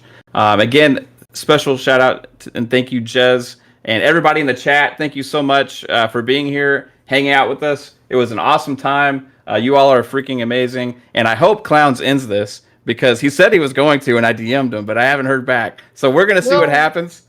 I can entertain the crowd a little bit until it's done. We could, hey, Clowns, end it whenever you're ready, man. We're just gonna sit here, I guess. Yay! I mean, if he doesn't, I will say I never played Pokemon before. That's a thing. I bought Swords like recently. I am a Pokemon fan and professional, so you don't want to test that knowledge there, buddy. But I'm a steel trainer. Well, more and more. I mean, I played Hey You Pikachu. Does that count? No. No, I'm not going to crap on you, but no. If I say Pokemon, people that play Pokemon have different ways of playing Pokemon, and everybody has a different love for the way they play it. Some play just to catch all the Pokemon in the game. Some play just to run through the story, even if it's short. Some play just so they can see what the new Pokemon are. And everybody has their own way of doing it, so there's no judgment there. Some people play just to do breeding for other trainers. Interesting, but they do. Wow. And the thing is, the Pokemon community is huge and very diverse. Yeah, I mean, when I grew up, I just never played it. But you know, I grew up like watching like Digimon. I watched Digimon, but I never watched Pokemon for some reason. I have no idea why. Well, I won't say I was a fan of the show as much as the game itself, but I could see some of the show having charisma as well. Sometimes, again, that's another aspect, right? You got Pokemon fans who watch the show and just want to kind of have a connection with the game. Oh, anybody that Everyone's wants to different. drop out, including our guest, you guys are free to leave. We are in the after show, I guess, is what this is. So, hey, everybody that's here still watching, thank you for watching the after show. And I see Flamish trying to get back in the room. I can't pull you back in, buddy. I don't have that power. I'm sorry. Oh, no. Hey, Jez, do you have anything fun or stupid to say while we're just here bullshitting? I've got a lot of work to do. Yeah. All right, Jay. You are free to All go, right. my I'm friend. not- We I'm- appreciate you hanging out, dude. Yeah, appreciate it, man. Thank you so much for having me. It's awesome to catch up with you guys, and you're all cool dudes. And Yeah, you as well. I'll speak to you on the Twitter. If Twitter's for you. Yeah, I will see you on the Twitters. Take care, Yeah. guys. Take it easy, Hey, man. bye, guys. Later. I'm wondering if how deep into the checkup Clowns is right now. All right, Mav, let's start a new show right now. Hey, welcome. Hey, there's 3 of us here right now, including the blank. Let's call it Three for Guys Clowns. with Quarters. It's three guys. Two guys with quarters. It's called. This is 33 cents a piece. 33 cents. How was everyone's day until he closes this? All right, I suppose. All right, you suppose. Right on. Yeah. Cool. Any interesting Yeah. games you're gonna be playing? What are y'all playing later today? Are you working later 3-bit or? Yeah, I am working, but I am definitely playing Avengers at some point.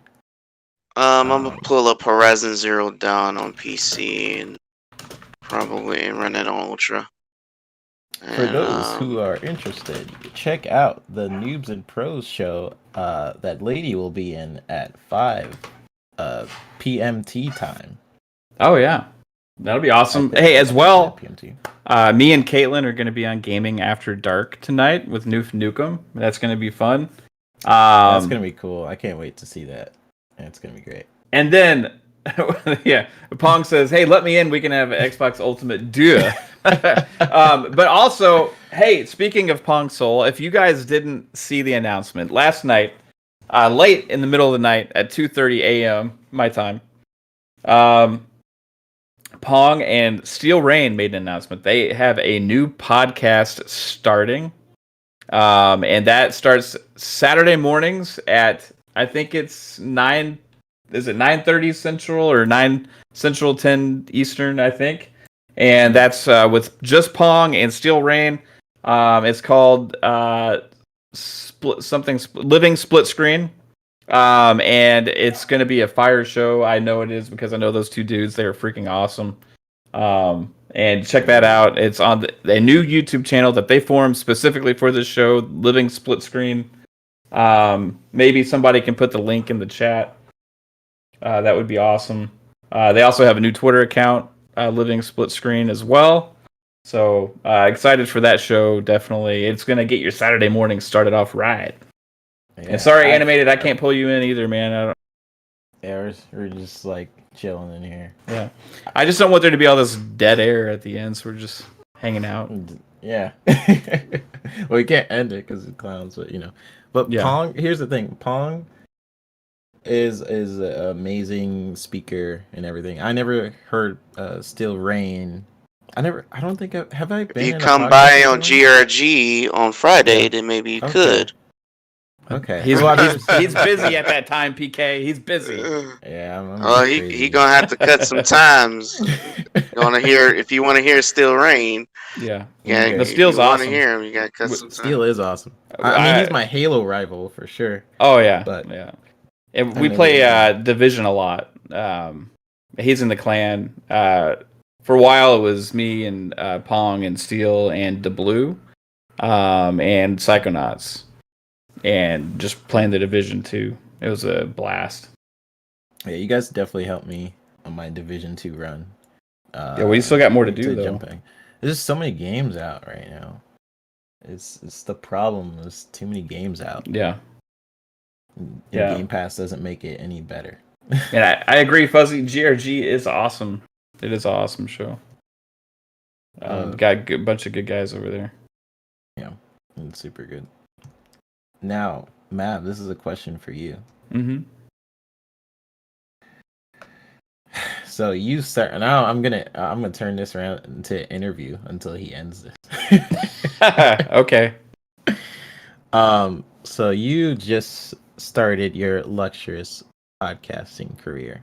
If that's what you want to call it, yeah, sure. So where do you see Fun Speculation as a brand? because you see, like, you're Mav, right? And Fun Speculations Yes. is like your channel. Where do you want Right. to take it? Do you want to do like Let's Plays in the future? Like, what do you want to do with it? All that time will allow. So anything. That's the key. I like the whole point for me for that was to have like just a brand of something to share the joy of the things I'm interested in, right? Yeah. And that goes gaming number one, and then the entertainment and movies stuff, and then potentially other things, right? So you'll see more shows probably and different things, Kate's pretty involved, and awesome people like you and stuff have made it way beyond what I thought I could ever do with the It's channel. been fun, dude. So We've been doing it since, I don't know when I joined Xbox Ultimate, but I did go back and rewatch it maybe like a week or so ago, like my very first episode. Lady says, end it with the 3-bit video. I could. That'd be great. That was a great video.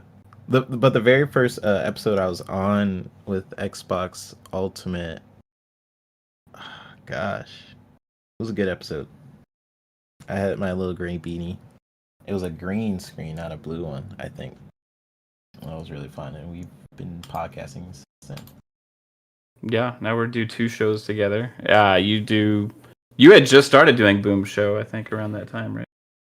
Yeah, October is when I started, and I don't know when you started not podcasting with like Xbox Ultimate with people. I know because Xbox Ultimate just started with you, right? And then you started doing it with Kate, and then people. Is that how? Yeah. How it was? So I did 14 episodes by myself, and then 1 with Kate because I wanted it to go live, and I was too scared to do it by myself. So I made her do it with me, and I didn't want to ask anybody. Then after that, we went started at people saying they wanted to be on, because I was always afraid to ask anybody, right? So yeah, that was cool. When did you start podcasting, PK? Like, what was your first show you did? Yeah. So back in the day, there's this guy named B Shadows, and he's truth to. I call him my big brother. He's like the truth to all gaming, and this is when the crap gamers, Zaire, those years with those guys, and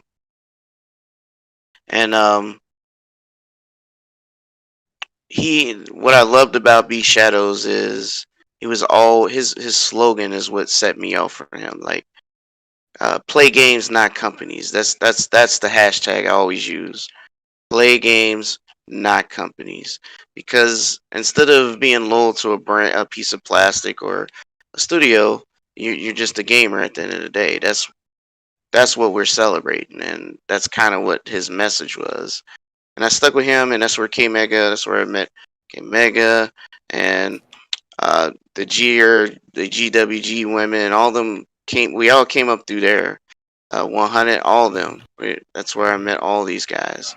And I always was listening, and they just decided to bring me on because I knew stuff, I guess. They thought I knew stuff. I might not know anything, but at least they appeared like I knew something.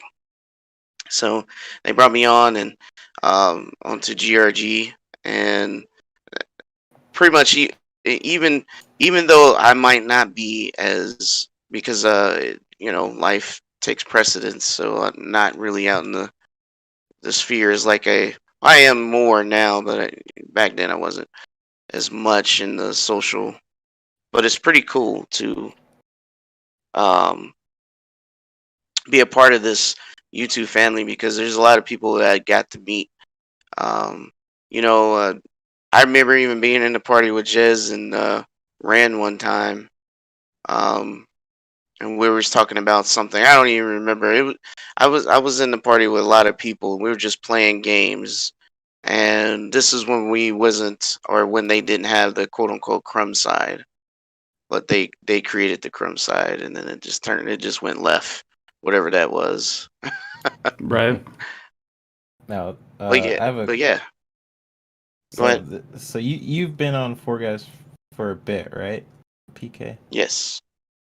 So this is like an inexperienced question because I've only been on here for maybe 4 shows.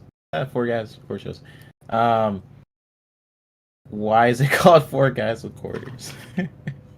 That's just the name that. It's just the name brand. It started with 4 guys. Oh yeah. Okay. So it started with 4 guys. Yeah, it started with 4 guys. This show's been going on for years. So there was originally 4 guys. So, but at some point it just becomes the name, right? Yep, it's just the brand name. Yep. Oh, that's pretty cool. That's how I always view it. Is just the brand name. It's the same thing with GRG. Gamers Recognize Games, and then the women of GWG also borrowed that same. Because they came from GRG and they just branched off into GWG, and then you just they all know each other, right? Like, I haven't been to E3 to meet none of them, but they have, and they got plenty of stories. Yeah, I'll tell you. I think I was at E3 the same time maybe Jez was, I don't know, but I didn't know any of them at the time, so I kind of wish I could like reverse, go back and meet some of those people. I got to the first time I went to E3 because I went 2 times. The first time it was kind of a bad experience. It was like it was too packed. I think they were just figuring out around that time at E3 like how to do a show with the public because they just opened it up to the public around the time I went to E3. And then the second time I went to E3, I kind of figured out how it worked, so I was able to experience some of the games and some of the people there, and I had a lot more of a fun time. Yeah, clowns. Yeah, clowns is, I'm reading the chat. Oh, he clicked on the. I think he clicked on the video. If you look at the hey, what? So everybody. Oh shoot! Oh no! I think he clicked on it. He clicked on watch stream. So guys. Oh, he won't end the stream, but he's gonna give the 3-bit video for everybody. Okay. All right. So I will say one thing. I've never been to California. The closest I've been was in Vegas when I went to, and I've been to DEF CON, which is a hacker convention. I've been there a couple times, and that's the closest I've been to California. Even though that was awesome, not really. I mean, Vegas is cool, but just meeting all those different people and the same interest that I'm in is amazing. So I can imagine what E3 can be like. The clowns, he's secretly here the whole time. I think he's been. Yeah. And he won't end the stream, but he's gonna play this video for us. So okay. Let's here you go for those guys, that haven't. Oh, I'm hey back. clowns, what's up? Man? Hey, my doctor's appointment's over, so I'm back and I missed like half of everything. I don't know how do I play this, Mav? No, I can play it. I have to play it. Now, I was about to, but I was making sure that you had to hit watch stream before, so I didn't know you had done that. So I saw you had actually did it. I was just DMing you. Oh, so, hey, now that it's here, so thanks for showing up so we can end the stream after as well. Yeah, sorry. So sorry, guys. I'm sorry. No worries, man. It was fun. It was cool. We had a cool conversation after the fact, so I think it's still good. It's still good stuff. So, this at 3-Bit's request, he wants to be embarrassed again for some reason. So here it is. Let's watch it. I did. I fell off a horse. I got chased by a horse when I was a kid. Dude, I got chased by geese. I fell off a pony, and that was the last time I ever. That is the most 3-bit thing I've ever So heard. how big are you exactly? Are you like a small? Was it a Sony pony or was it like? I think I was like 15. I wish I was younger. What were you doing riding a pony when you were 15? Did you go on a pony ride when you were 15? Wait a second. Hold on. Reverse. Oh gosh. I have more questions now. Okay. So, were you riding a horse or a fucking pony when you were 15 years old? You got some vocal range, man. Were you at a carnival doing all those little You need to pony start rides? singing some songs, You fell off? some more songs. And when you were 15 and it was so traumatic, you'd never get on another pony again. You have to answer this. Fucking great, guys. Hey, Mav, can you pause it for 1 second? Oh man. Yeah. Pause.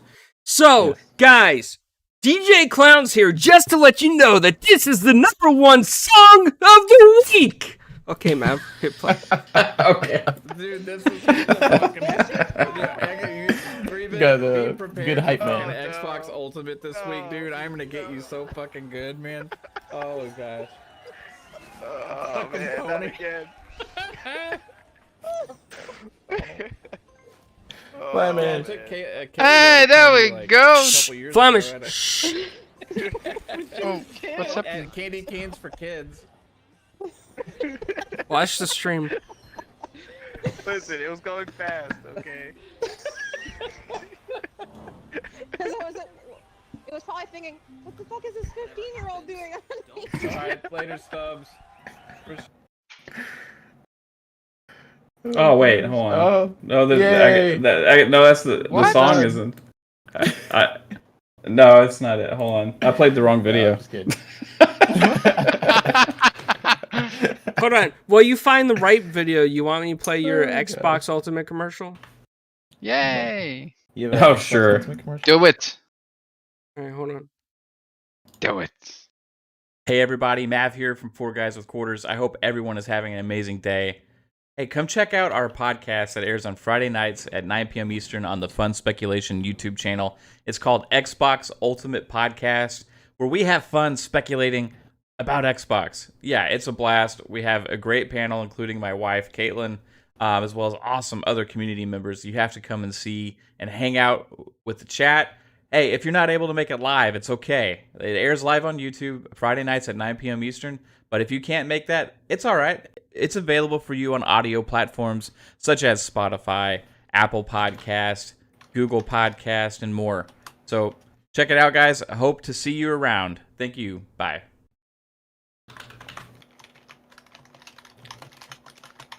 I will find this. Pretty good.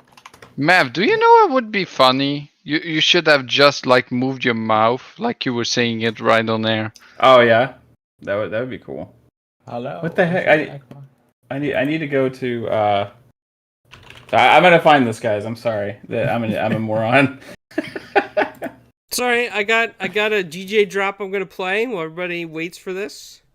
Oh boy, are we on the air? Straight up, do your thing. Streaming live on the ones and twos. This is 4 Guys with Quarters.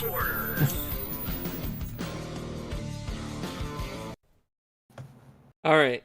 Now, that was supposed to lead to the epic lineup of the Pony song, but guys, you know, sometimes when you have a hit song here, you know, you need some time to find that hit song because it's like a golden record. Yeah, You probably got to take it off the wall. It's lot. No, it's here somewhere. I thought that was the right file, but I need to work on my organization skills. Is what this is proving. What I could do is you know what? Fantastic. I love this. Okay, hold on. I know what I'm gonna do. I'm gonna bring it up on YouTube and just share that screen. Man, I forgot I was on YouTube. Yeah, it's on YouTube, everybody. Animated needs back in the room. You did a great job with the song. Thank you. I will say. I need to see that song. First of all, thank you to the crew for holding it down while I was gone. Thank you so much. Sometimes when you're live on air, you can't predict things. You know, as a DJ, things come and go. And unfortunately, I had an appointment. Couldn't, you know. So, Mav, thank you. Thank you, Mav, for holding it down. Hey, no problem. This video has 137 views now, 3-bit. It's making the rounds just a little bit. Just a little bit. Just a little bit. Okay, so I'm going to share the screen, I think. 1 second. Here we go. All right.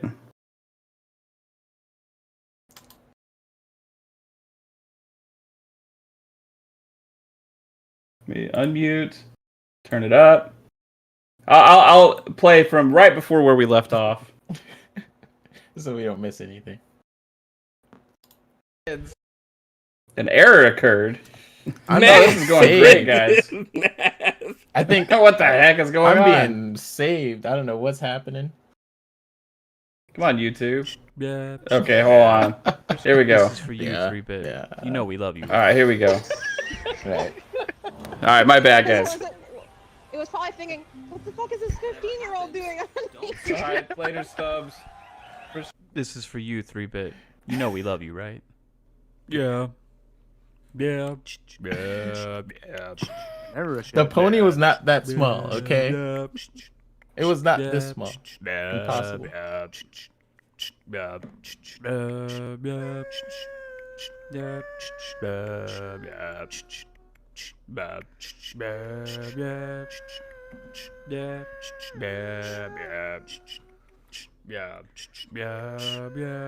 I'm just a 3-bit looking for a pony, one that I can ride. I'm 15 years old. When I see that pony, I'm gonna jump on it. I hope I'm not too big, cause I wanna really take that ride. If you're 3-bit, let's do it. Ride it, that pony. That saddle's too small. Just meant for a kid.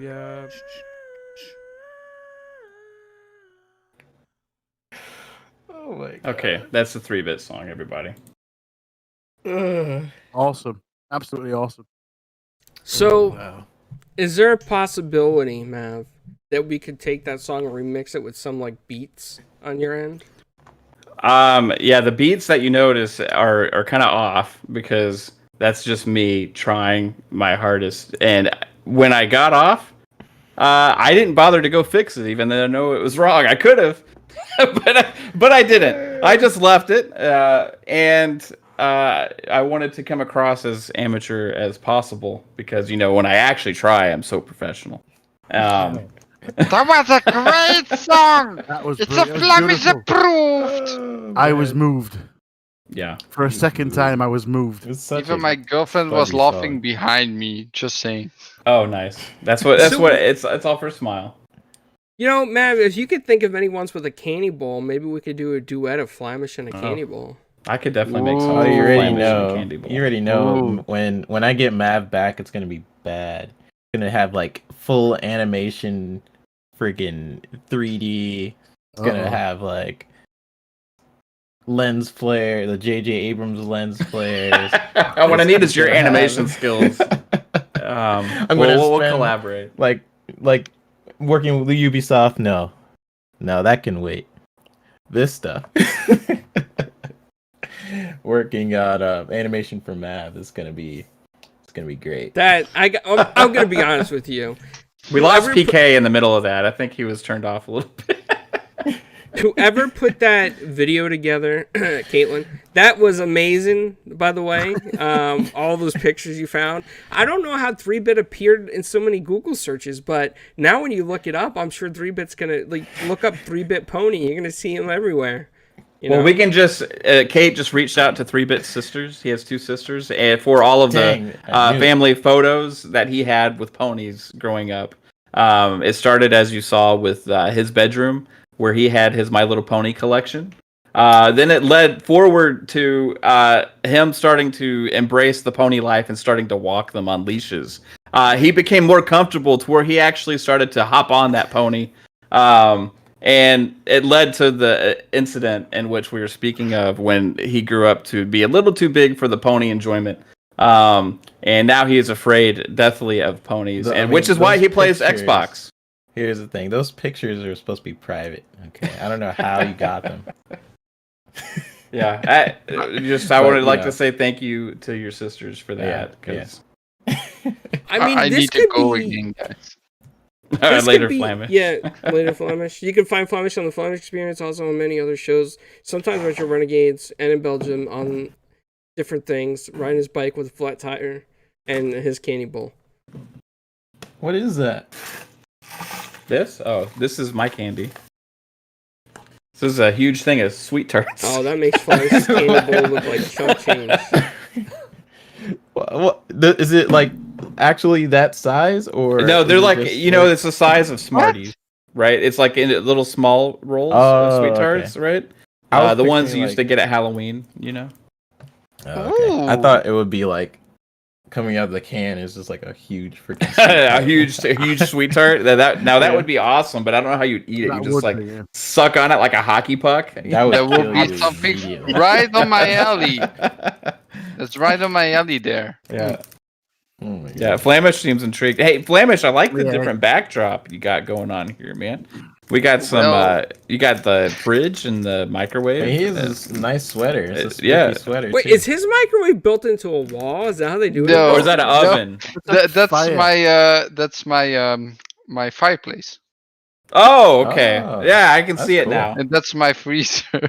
Yeah, sorry. I couldn't blur my background on Discord, so. Oh, I like it. Yeah. That's pretty cool. Well, mostly I'm sitting behind there. Like, there's my couch, so that's where I normally sit. I mean, for the people who are, is this going on Spotify afterwards? 3-Bit Pony. I mean, that kidding. No. But yeah, I'm going. You should put that on Spotify. That might make the hit mix. Oh man. What was I gonna say? Save me, lady. I think you should go direct to TikTok. If I'm being honest. Oh, that's a good one. It might make you famous on TikTok. That one. Oh yeah. I need to get a TikTok. Actually, there's some funny TikToks out there. Yeah. You're saying no. No. You're like no. I shouldn't. Well, you can if you want. You're a grown man. It's your choice, dude. I mean, good. I mean, it's I guess is the reason. My reason for going would probably just to show my, my animation stuff on there. Yeah, that would make sense. Yeah. Yeah. Good stuff. Huge shout out to the chat for hanging out with us this whole time. I'm sorry that I just appeared, but all you guys, like a lot of you, are still hanging out here with the panel. You guys are awesome. Listen to Mavu Wine's hit song. Yeah, that was great. The content was just so engaging. It's the official after show. That's. Yeah, and Jez was a great guest. He's very knowledgeable and he's very cool. So I wanted to hop on with you guys and hang out. He's an awesome guy. Yeah. Yeah, he's really cool. But yeah, thanks to everyone in the chat. Give me emotional support. So this is where we usually do the outros, right? So 3-Bit, when you're not riding on ponies and falling off ponies and at the merry-go-round, where can people find you? Well, now I'm upgrading, so now I'm gonna fall off a horse. Now I think I'm ready, and people can find me on the next, I guess, farm. Actually, here's the thing: I do live near a farm, and they do have some horses over there. So maybe I'll try some of that stuff. What do you guys think? Do you think I'm ready? I think you need to give it a go, but when you do, make sure you record it and send me the video. Well, see, 3-Bit, I have some concerns. If you're going straight from a pony to a horse, I'm a little bit worried because a pony doesn't really kick, right? I mean, you just fell off. But if you fall off a horse, they're going to kick you a little bit. So I think the next place you should go is a donkey, because if you fall off a donkey, it's like falling off a pony, but they will kick you like a horse. So, but they're like the next level, right? Technically, because the pony is the smallest, and then donkeys are like that mid level, and then I can upgrade to a horse. So you admit that the ponies are the smallest? Yeah, I definitely get it. Which it was definitely surprising. I've got a burning question that I have to ask, and I don't want to cause offense, but if you were 15 when you fell off a pony, could you not just stand up and save yourself? Because they're only this big, dude. could you not just? We were a really small 15-year-old. No, I wasn't. I have no excuse whatsoever. Could you just? That's the bad part, and why it's so funny. Because just put your feet down. But it's sort of like Okay, here's where you can compare it to. When people get on those really small like bikes, and then you see the compilation videos where they fall off that really small bike. It's kind of like that, I would say. Yes, their feet are on the ground, but if you just go like this, you know. Was the pony okay? Was I okay? I'm the one that fell off the pony. No, Did you injure yourself? No, I was just cracking up laughing when I fell. Oh, okay. The only thing he hurt was his ego. Did you just find this pony out in a field somewhere? No, it was at my friend's house. He has a bunch of different animals, and then I felt very spontaneous in the moment. You know. Yeah. Was this drunk bit? Well, you were 15. No. So you were 15. Yeah. Never mind. I didn't drink till like 4 years ago. Yeah. So it's kind of like recent, but yeah, I had no excuse. I went on the pony. I just wasn't expecting him to just launch, okay? When I jumped on. So what Mav is getting at here, and I don't know if you guys know this, but Mav hit something that I think is very important and key to this moment in 3-Bit's time. Most people that have animals like that usually have security cameras and cameras up around the farm. So there might actually be footage at his friend's house of him falling off this pony, Mav. You should try to get some information on who his friend is. There are cameras where I was. But it's been some time. You know, it's been some time. It's on a security tape somewhere. He didn't erase it. He recorded that. That's something that somebody keeps forever. Yeah. I hope. I got it. I would. Oh man, if we actually had the video of the incident, I think that actual music video could go platinum. That would go viral probably. Yeah, that would be great. There were definitely cameras there at Clowns. PETA may get involved though. I don't know. PETA may have some issues with it. And PETA would come after us. PETA would come to me, okay, and see if I'm okay. Well, we would be endorsing it. Yeah. The 15-year-old pony riding. PETA would give that pony like a ribbon for like kicking you off it, and then like want to buy that pony for like $1 million, thinking that it's like the pony that can destroy humans, you know? Why are ponies that fast? Okay, you guys try. Get on a pony. I'm encouraged. Well, maybe I shouldn't encourage it. I would kill the pony. I got on a pony. Its legs would just go like this, like straight out, flat, like a cartoon. Snap. 4 legs just out sideways, you know? Starts flying. You know, I did ride a pony before, and I didn't fall off. And I was a lot younger than you. Yeah, so there's two. I've ridden a couple different styles of ponies. You know, at the grocery store, you put in like 25 cents when you're a little kid, and your parents would pick you up and put you on those little ride things. Yeah, I rode a pony. I didn't fall off, and that thing was kicking around like crazy. It was like all over the place. You're talking about the 50 cents thing where you put it in, and then it just goes like that in front of the store. Yeah, it was 25 cents in my 50. day. Well, there's an age gap here. Yeah. 3-bit. Inflation. Okay. Okay. So you're saying my generation got screwed over from the pony? Yeah. Plus It used to be a quarter. Plus, you got all the dirt stains from our generation on the ponies too. And then also like people had birthday parties. They hired those like little ponies and the people that pulled the ponies, and you as a kid would get on, and they picked me up, put me on the pony. I didn't even fall off at like 5 years old. Oh, man. And I'm shorter than you, probably by a lot too. I'm probably a lot shorter than you, 3-bit. I had no excuse. I could have as it was going, what I could have done, because I think I was just surprised. You know when you're just shocked and you just like, is this happening? That sort of happened to me. I just got on. I was like, this is not that bad. You know? You just launched. Be careful. Are you okay? I mean, you okay right now? Now, maybe, you know how like you can like skid your foot when you're like on a bike or something, like you could stop it, like, from going too fast.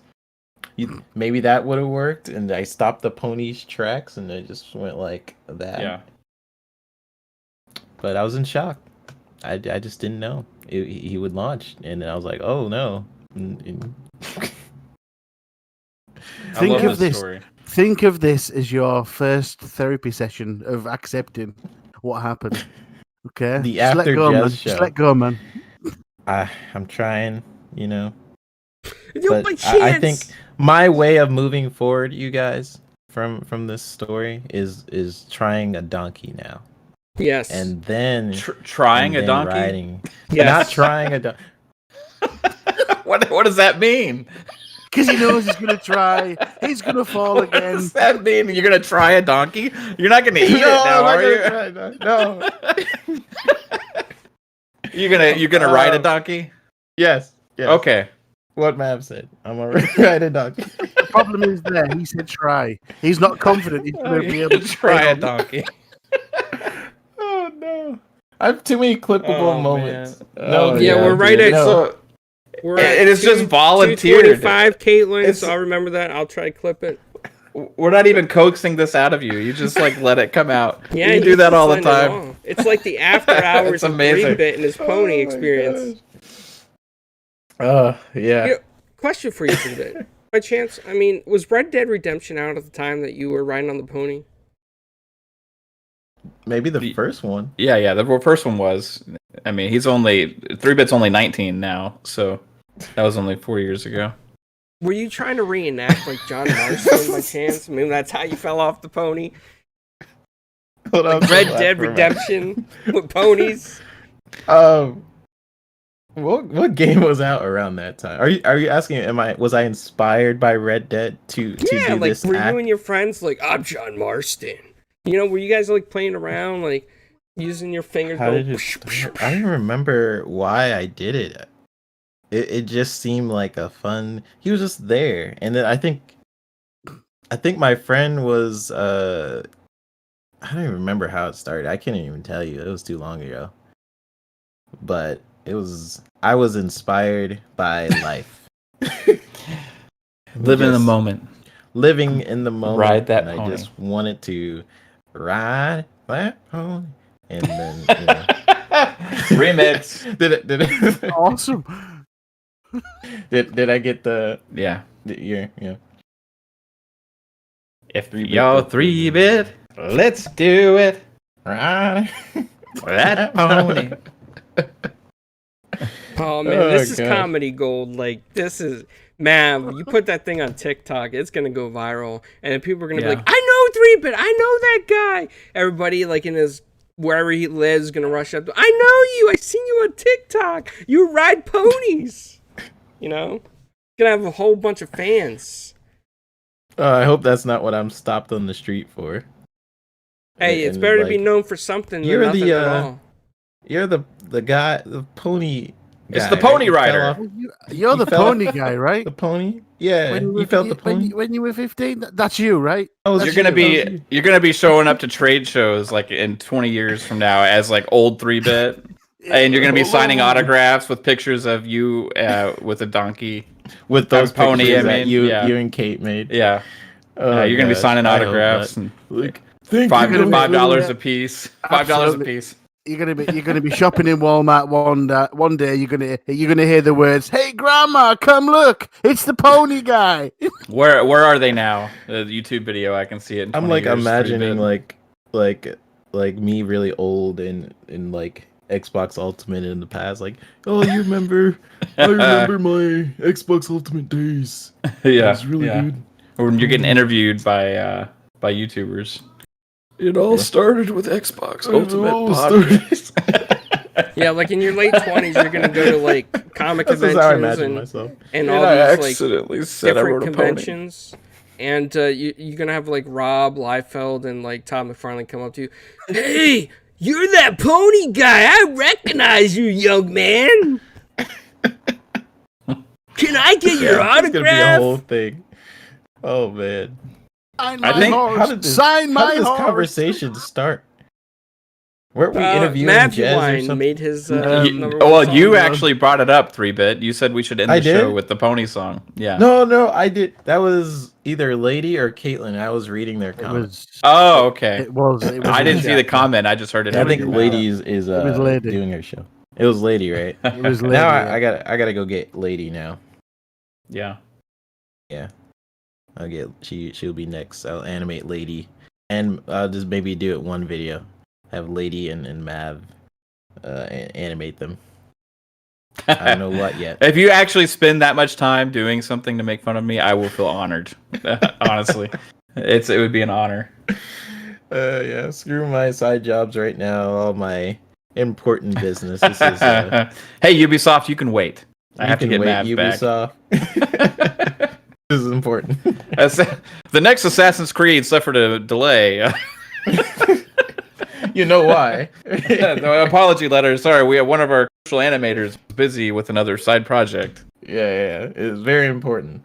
Very important. Teenage Mutant Ninja Pony Rides. Huh? It must have been a mutant Teenage- pony to kick you off. Mutant pony. he got the ooze. Wow. All that stuff.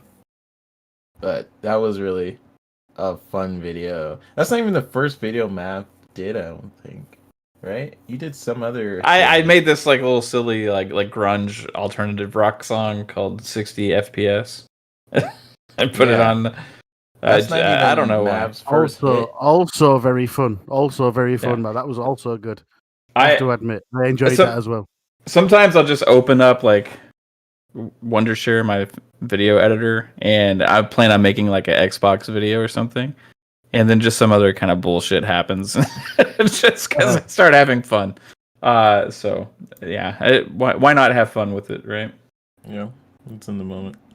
Like that Phil video I made, I had other stuff planned with it too, but that was just really fun. I love doing videos like that. I think the future of videos I make on YouTube are going to be less news oriented. I think I'm going to leave that to my podcast, and it's just going to be like Fun skits stuff. and like just. I'll have to say the writing in that was actually really clever, and voice acting was good job as well. Because the writing was it made me laugh, and it's not easy to like do that in a video like that to make somebody laugh. You know, it achieves success. Use the word some. Use the word. They're not ready yet. That was just great, dude. That was brilliant, dude. Thanks, man. That was really fun. That video probably would have been out sooner if it wasn't for all the ponies on the screen, which people didn't even realize. Anyways, yeah, I could have probably left it out, but yeah, I had to go back and rewind it. Like, where did he mentioned? There's a bunch of ponies on the screen. I had to go look back, and I was like, oh yeah, there they are. I think there's like 100 or something. Yeah, that actually increased my render time, unrealistic amount. That's crazy. You guys are all sticking around, and you guys are awesome. For the 23 people in chat sticking around, thank you. Yeah, thank you, chat. It's awesome. Yeah. If you want any signed, in the future, maybe we'll give away signed pictures of 3-Bit on his pony ride. He can sign it. But, before he gets viral on TikTok and we can get it certified by Beckett or something, this is the pony rider. Mm. And Xbox Ultimate could do giveaways of his autograph. Yeah. I'll charge 1 Microsoft point per picture. 1 Microsoft point. If that's even possible. I don't think that's possible. But anyways, I gotta head out, you guys. This has been the funnest after show I think I've been on. Yeah, you guys have been keeping this going for like over 2 hours.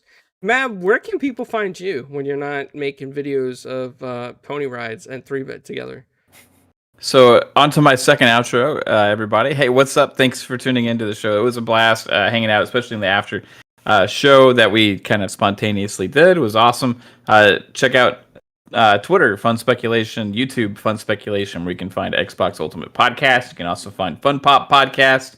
Xbox Ultimate's on Friday nights at 9 p.m. Eastern. Features 3-Bit, Pong Soul, Psychonauts, my wife Caitlin, Assassin Lupa, We have a ton of fun on that show. Also on Fun Pop Podcast is on Thursday nights late, and that also has 3-Bit and Psychonauts on there. And also every Thursday on Four Guys with Quarters as well. And I guess, this Tuesday thing is going to become more frequent. You can catch me here quite a bit. Clowns keeps booking these interviews, so we're going to be, who knows when we're going to show up. So thanks everybody again. Yeah. Thank you guys. I didn't even know this was your second outro. Yeah. We already all did outros earlier, and then just kind of stuck around while we're waiting on you to end the show. Just kind of hung out. So it was fun. Animated Evil. I think this is one of the best shows we've ever had on Four Guys with Quarters already. Yeah. Yeah, it was really fun. Animated Evil, if you want to do your second outro for the after radio show, after show. The after show, well, that's a different question. The after show, yeah. Yeah, you can find me on here every Tuesday, hopefully. Definitely. After next week, it'll be a lot easier for me because the time difference went crazy this week. So we're back to plus 5 hours next week, so that's good. Every Wednesday on midweek gaming with Stubz. Every Sunday with On the Flemish Experience. And don't forget, you can join me and Mr. Tushy on Fridays and Saturdays on the UK Community Game Night. For all details, please have a look at my Twitter account, animated_. Awesome. Animated. Hey, guys, also, I forgot to mention Gaming After Dark again tonight with Noof Nukem. Kate is going to be there with me, so that'll be fun. Yeah. Go to that. That's going to be really cool. I haven't seen Kate in other shows besides Ultimate, so I'm actually looking forward to that one. Oh, yeah. Hey, Clowns. Awesome. Yeah. Where can everybody find you, Clowns? Is this my second outro, too? This is... Yeah. Well, no, you weren't there for the first one. Your first. This is your first. All right, so everybody can find me at Italian Clowns on almost all social media. You can find me on 4 Guys with Quarters, 4GWQ Podcast on Twitter. And, we got like 3 shows on this channel now. Friday nights with Midway and Friends, chilling. We got the 4 Guys with Quarters podcast on Thursdays and 4GQ TV radio on Tuesdays. We actually have some guests coming up that I'd like to mention real quick. Sorry for the 25 people that still have to listen to me. But George Gomez is coming on from Stern Pinball. And he's a legendary creator in pinball tables. He also made the Playboy pinball table, Carvette. He did Spy Hunter in the arcades, Gorf Controller, Tron. He's like a legend in the industry. On the 25th in the morning, we have Triona Farrell from Marvel. She works for Marvel, Dark Horse, Bolt, Image, and others, but she's a colorist for those comic books. Then later that night, we have at 6:30 p.m. interview with Matt Hill, who did the voice of Ed from Ed, Ed, and Eddie, the first Ed, the kooky Ed. 26th, we have Aaron Kaufman. April 2nd, we have Tara Platt, which 3-Bit he's not smiling yet, but he knows who that is. And, we just had a great interview with Emily Zeller. I hope you guys check it out. That was a lot of fun, too. So I hope to see you guys in the future. And, yeah, check us out. All right. Until next time, see you guys later. Bye, guys. Bye-bye. Thank you, everyone.